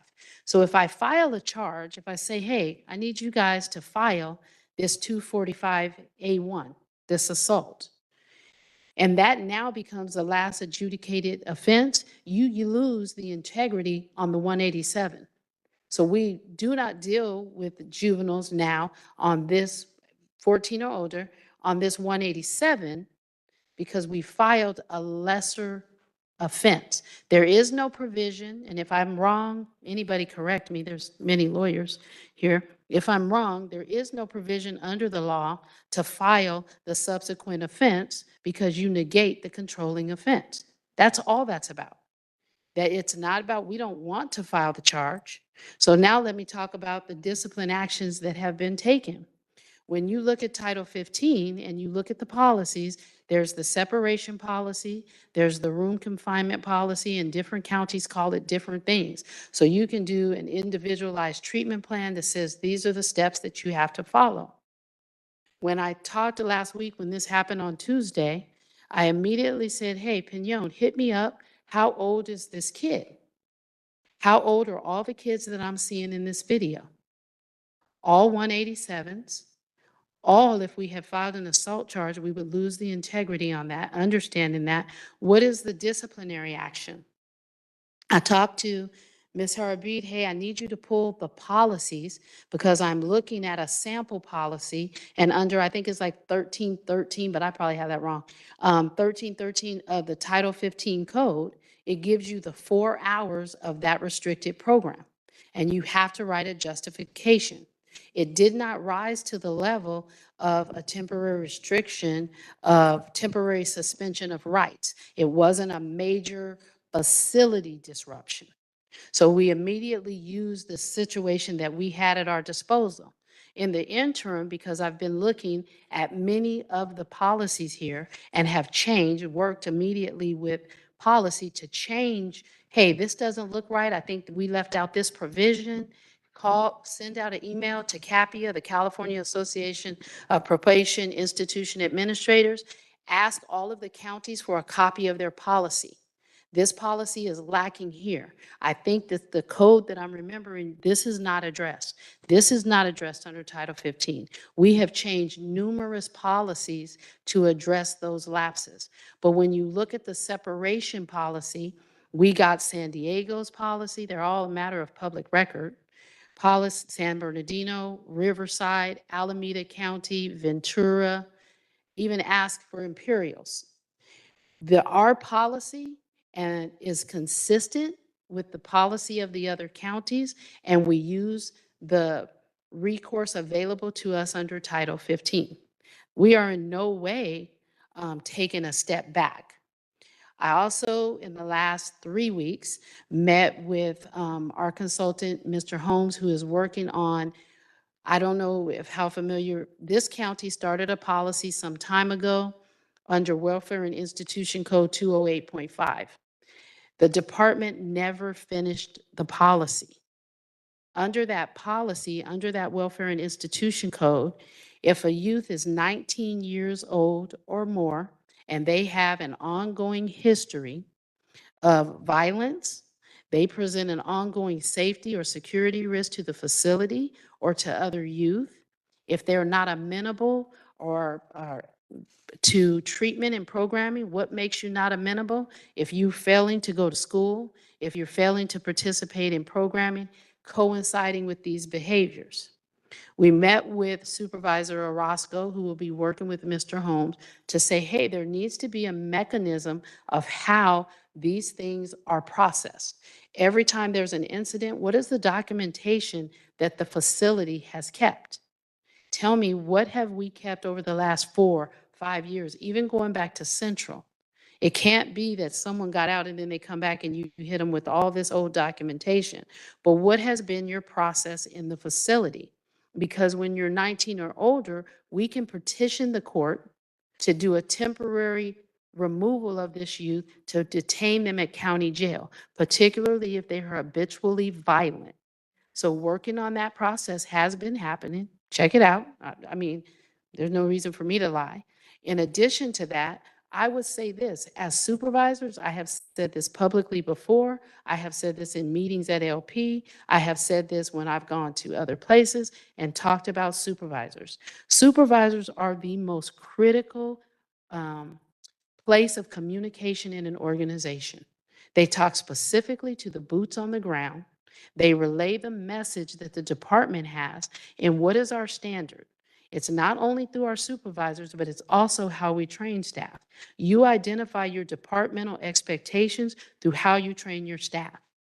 You check because you review that and how those things are applied to their day-to-day duties.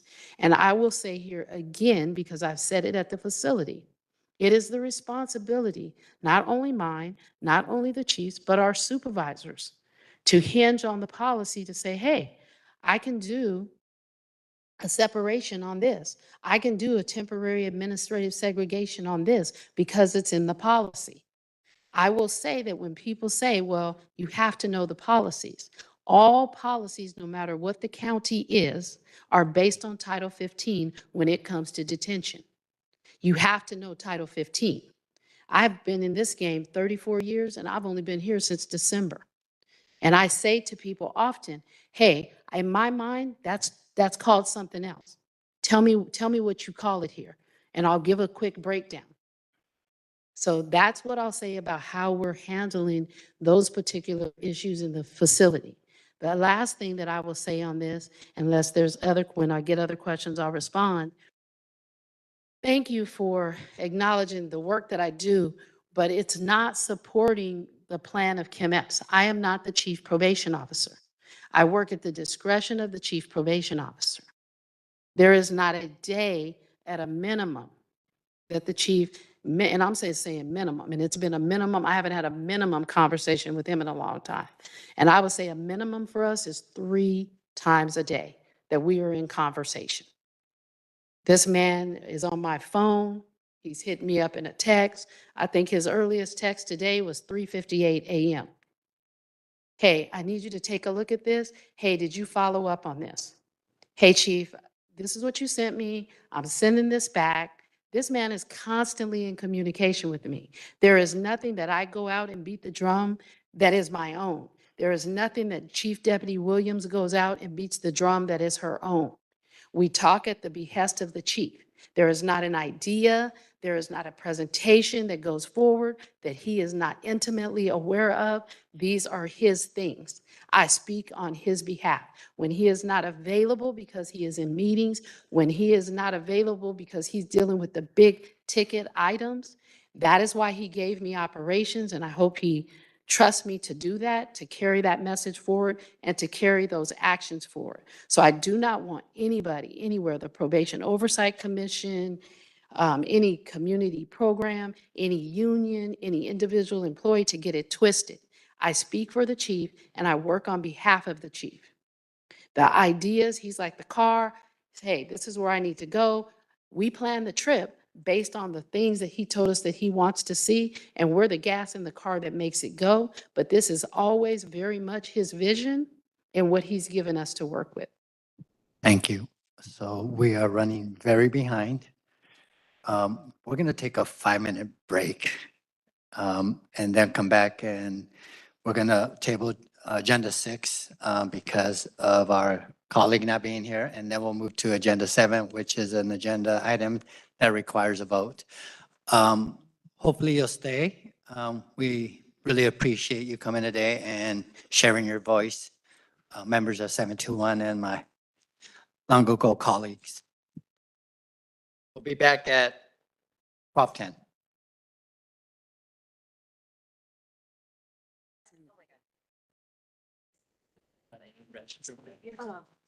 Just explain to Sam what we're doing.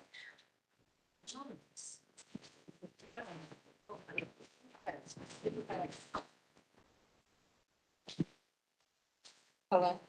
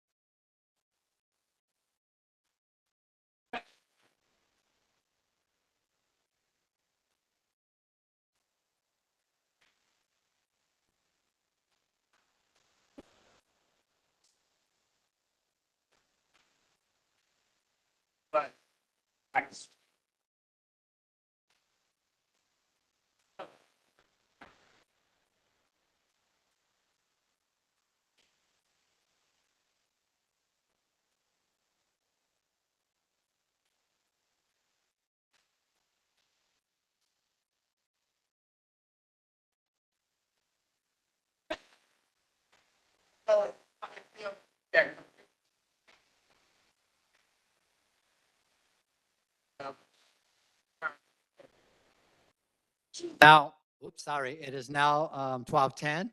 Mr. Meredith? It's not even listening to you.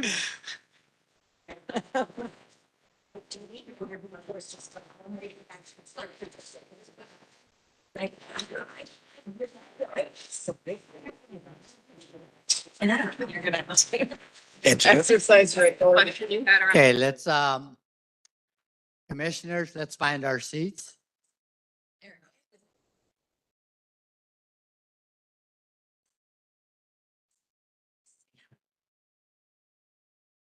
She's the one that has to go. isn't she? You know, okay, yeah, yeah. Okay, so resuming our meeting, we are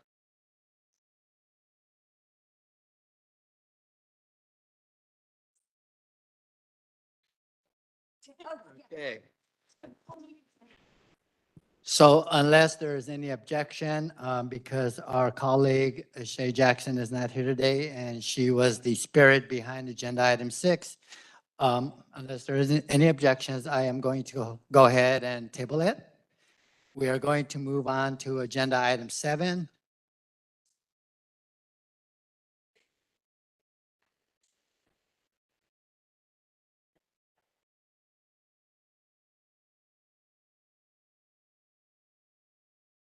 Can we do it after?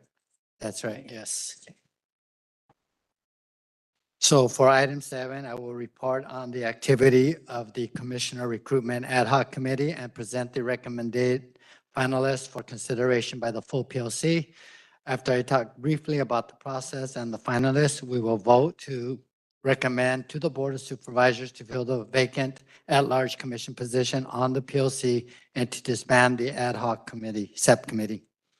The process began with Commissioner Garcia Lays resigned, with staff quickly getting the word out through our emails and social media and encouraging the supervisors' offices to send out the applications to their constituents. We received 13 applications, all of which were determined to meet the legal or conflict standards by staff and county council.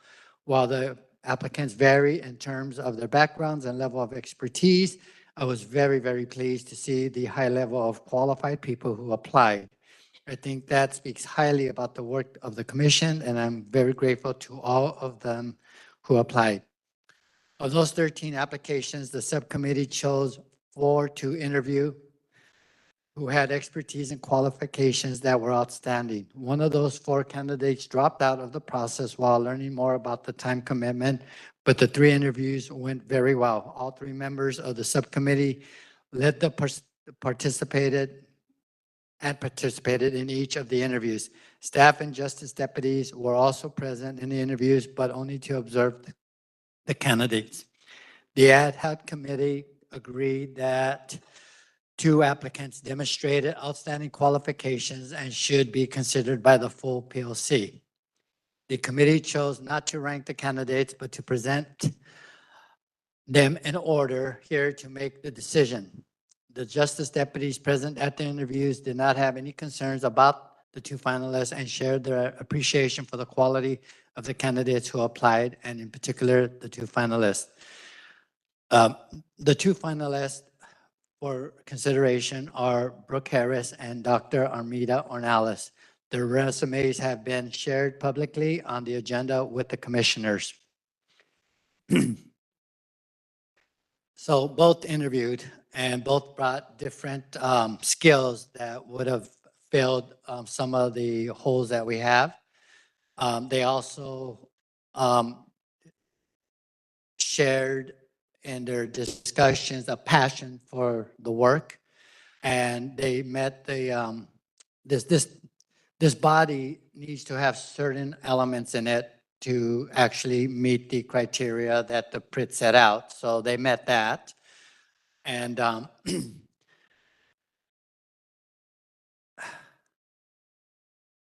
it was difficult.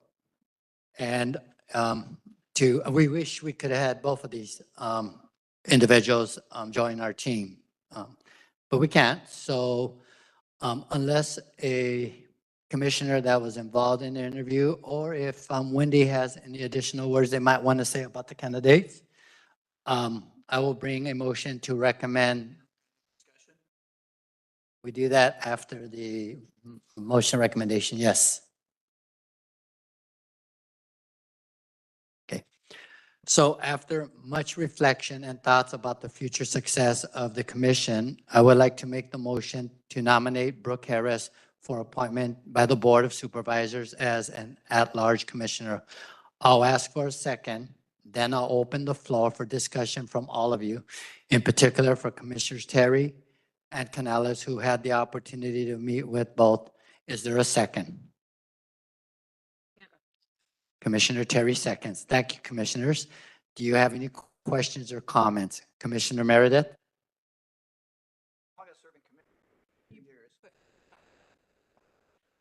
As the longest-serving commissioner of 22 years on the Probation Commission, the Probation Oversight Work Group, which was the precursor to PRIT, and the POC, I have some concerns about this process.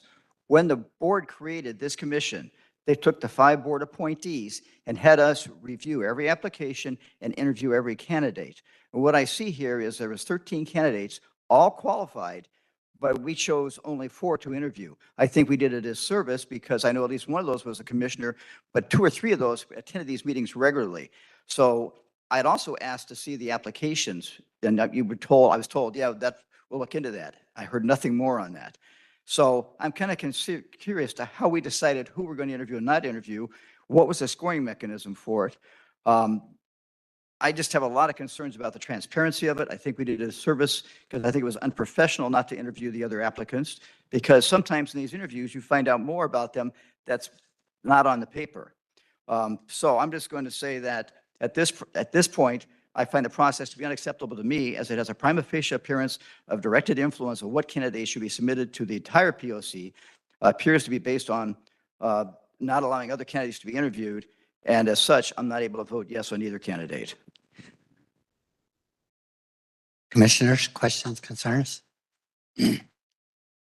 So I would like to just respond with one way. One, I remind Commissioner Meredith that he seconded the process.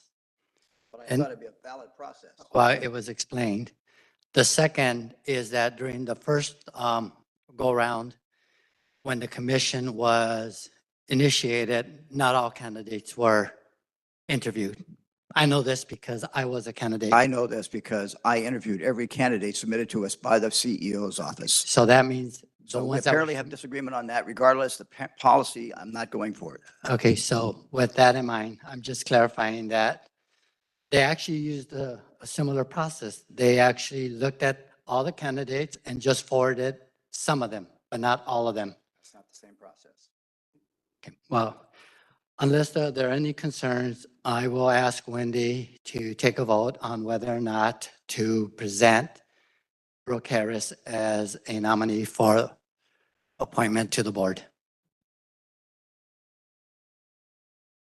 Actually, I think first we have to take public comment. No, that's okay.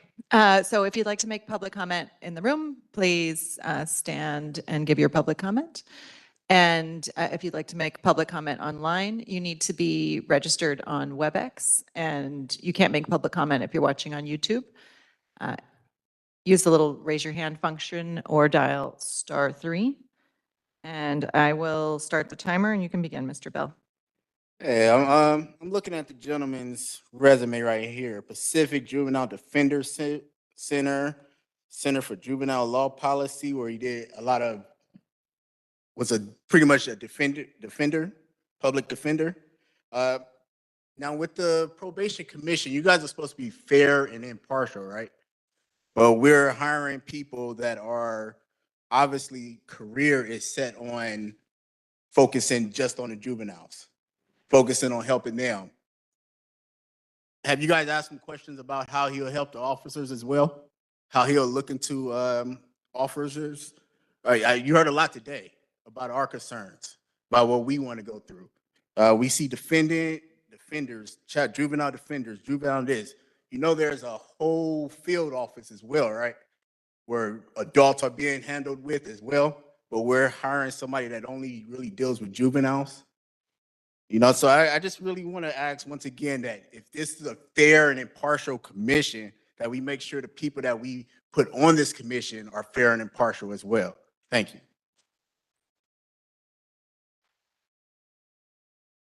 Mr. Bell has the resumes. Hello, Reggie Torres, President. Give me 1 second, please, Mr. Torres. The resumes are attached to the agenda for transparency purposes. Sorry, thank you, Mr. sorry. Torres. And let me start your time. Mr. Bell, I know you. Go ahead. I'm Reggie Torres, President. All I'm asking from you guys to be transparent. I want to thank my 100 members for joining me, my brothers and sisters. And at the same time, I want to thank you guys for listening to us. And our contract will be signed. Fight on.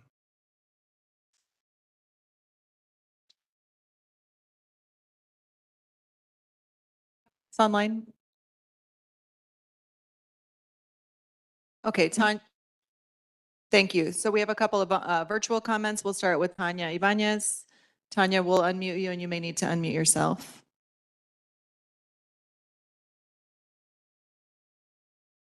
Can you hear me?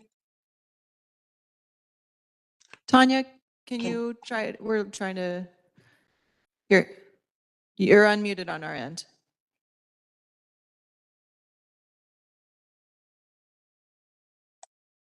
What the hell?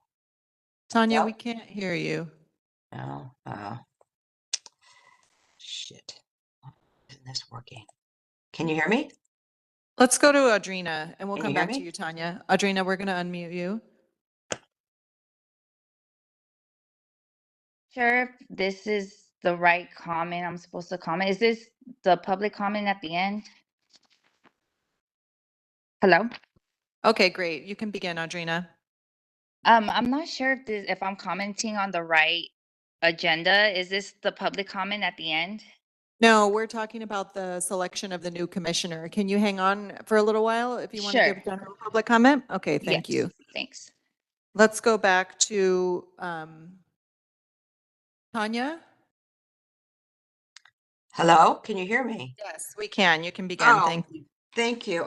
I just wanted to respond to the comment about how there seems to be a bias because a public defender is being considered for the position. And, you know, public defenders can be fair and impartial. SEIU and probation officers routinely show up at the POC meetings and provide valuable input. And there's no reason for this board not to consider the application from a public defender.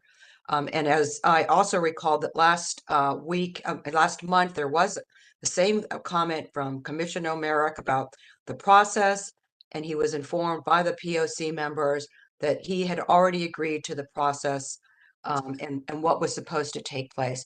What I would like is for this board to consider having someone who was actually a juvenile and in the detention facilities. I think they would make a really good member to the board, but that's for another day. I think that it's important for us to hear from kids that have been in the hall in the past. Thank you. Thank you. We'll go next to Aditi Sharekar. Aditi, you have 2 minutes.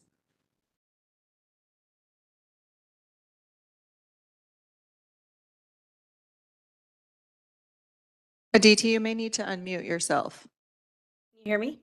Yes, you can begin. Good afternoon, Aditi Sharekar, Children's Defense Fund, California. Just want to remind everybody in the room, including the commissioners, that you are the Probation Oversight Commission. This is not meant to be a oversight over like the employee issues of the probation department. That is not the purpose of this body. You do not serve the probation department. You do not need a probation friendly representative. This body came about because of decades of abuse within the probation department and a desire by the public board of supervisors for civilian oversight over an abusive department. So the Probation Oversight Commission is not meant to be oversight over personnel issues that the probation employees are having. You have an entire union that does that for you. You are part of a power apparatus. You have so much more power than any young person inside a facility or on probation.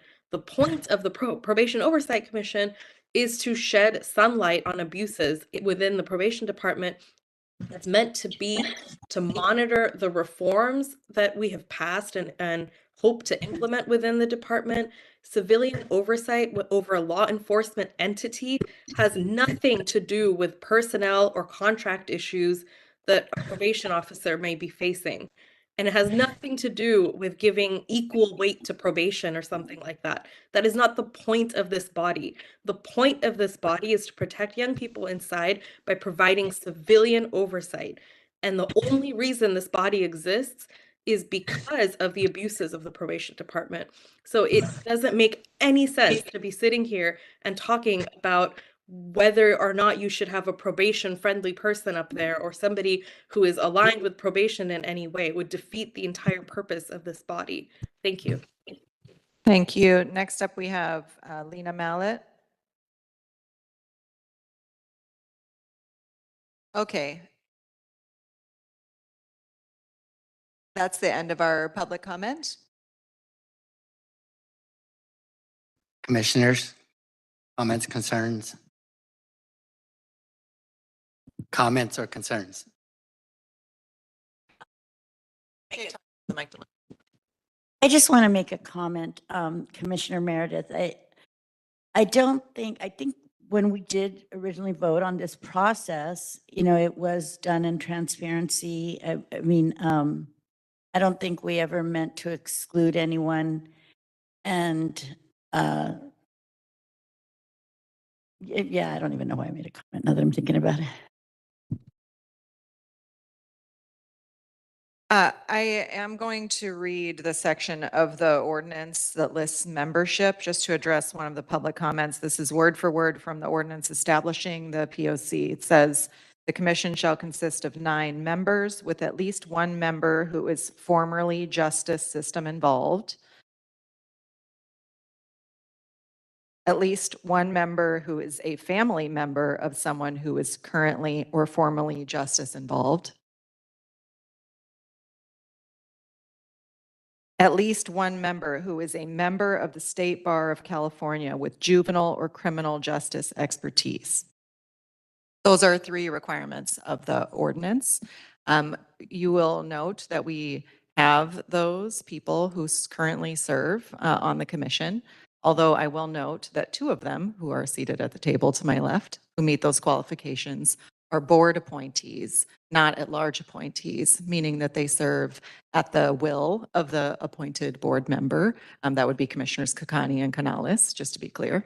And so in the at-large selection, there has always been the suggestion that we attempt to meet the requirements of the ordinance in selecting at-large commissioners. There's also another section of the ordinance that states specifically that there should be a consideration of racial, ethnic, age, geographic, gender identity, religious, sexual orientation, occupational, immigration status, disability, and national origin composition when determining members of the commission.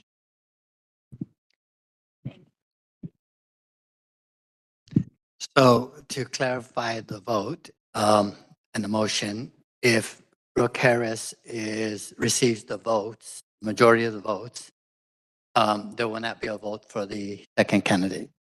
It would be ended there. So if there are any questions about that.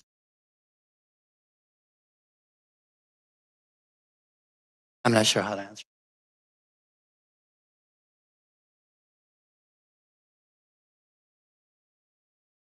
Bias.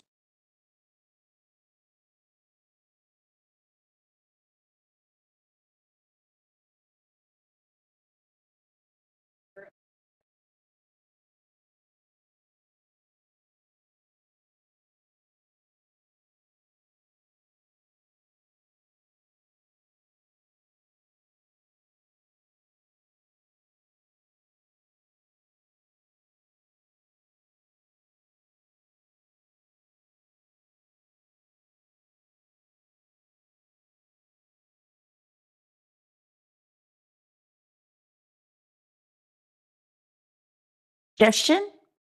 Why don't we do it this way? So why don't you say, we name whether we want Armida or Brooke, and we just say their name. This way we're not saying I first, we'll just say the name of who we feel, we're voting for. So this way it's up to us to say their name, right? Sounds very diplomatic in my opinion.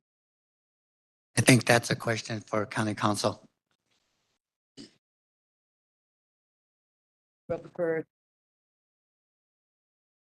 So just as I stated, the typical procedure, and for example, like what we see with the board, is that a member of the body brings a motion to take action.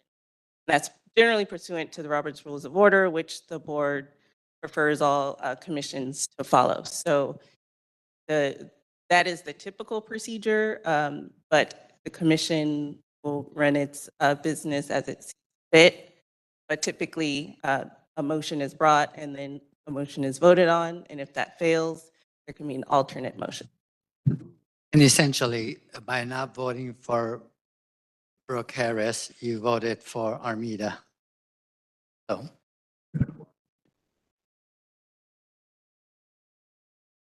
Oh, if you have any follow-up.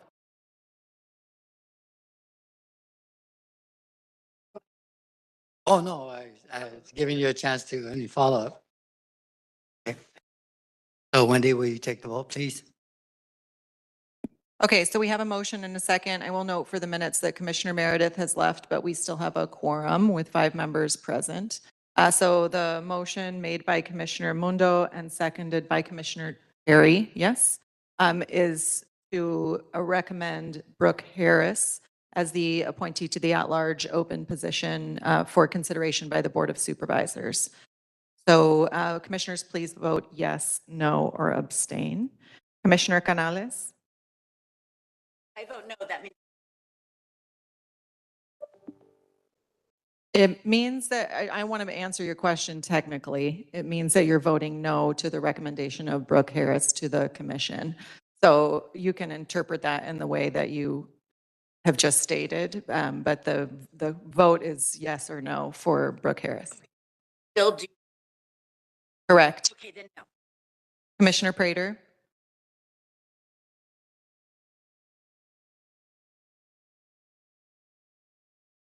Commissioner Kakani? Yes. Commissioner Terry? Yes. Commissioner Mundo? So I'm going to clarify with Ms. Sylvester, but with 3 yeses, 1 abstention, and 1 no, we do not have a decision. Is that correct? So at this time, we have 5 members present, 3 being the majority of the members present. That's correct. So the motion can still carry. Correct. Okay, so with a vote of 3 yeses and 1 abstention and 1 no, the motion carries. Thank you for that clarification. Okay, thank you. So we will move on to agenda item 4. I'm sorry, 8. We will be discussing and taking, we will go back to 5. Commissioner Connie had some follow-up questions. Just again, I know that Mr. Bates isn't here, but, and I get that this does not address the underlying issue, but my thought was that the first team, or first, was dedicated to identifying larger issues that required kind of additional training, development of policies. It wasn't necessarily the way internal affairs is kind of looking at whether this officer did something right or wrong. The first group was dedicated to like the larger systemic issues. From the months of June, July of 2023 to December of 2023, were there any larger policy issues that were identified that required additional training or not, if you know? Sorry, Commissioner, I do not. Okay. And then of the 600 plus cases of use of force, 622, do you know how many of those actually landed on the desk of the first people? I do not offhand. I can get that information. Okay, thank you. Want to know how many of the 662 landed on? Right, because my understanding is that all 622 of those should have been reviewed by first. So just curious how many were actually reviewed by first? And then also what larger kind of policy, training, support needs were identified? So to kind of answer the policy, as you just restated it, I would say the need for the use of force provision of the policies, because that's stem from the issues of the backlog. Like, hey, we think there's something here that's causing this. So the training, looking at the training plan, revising the policies, but I will double check specifically July, I think that was July 2023 to December. Just that, What yeah, the was- 6-month period that's covered what by policies this and report. what Whatever recommendations came from first, if any, because I think that was the intention behind creating first. And sorry, and can you clarify, when you say physical intervention training by Gracie, are you referring to Gracie Jiu Jitsu? Yes. Do you have their training or whatever it is that they're providing in writing or? I do in my office. It goes over it. I know it's used like in medical fields, it's various fields. But yes, we do have a copy of what it in. Okay, yeah, if you could share that, that would be helpful. Commissioner Prater. Oh, actually, because we lost quorum, we're actually going to have to end the meeting. We have to adjourn. Oh, however, Commissioner Terry was going to report out on the ad hoc committee meeting for programming. And we will be doing that via a town hall. So look at our website for information that should be coming. Thank you.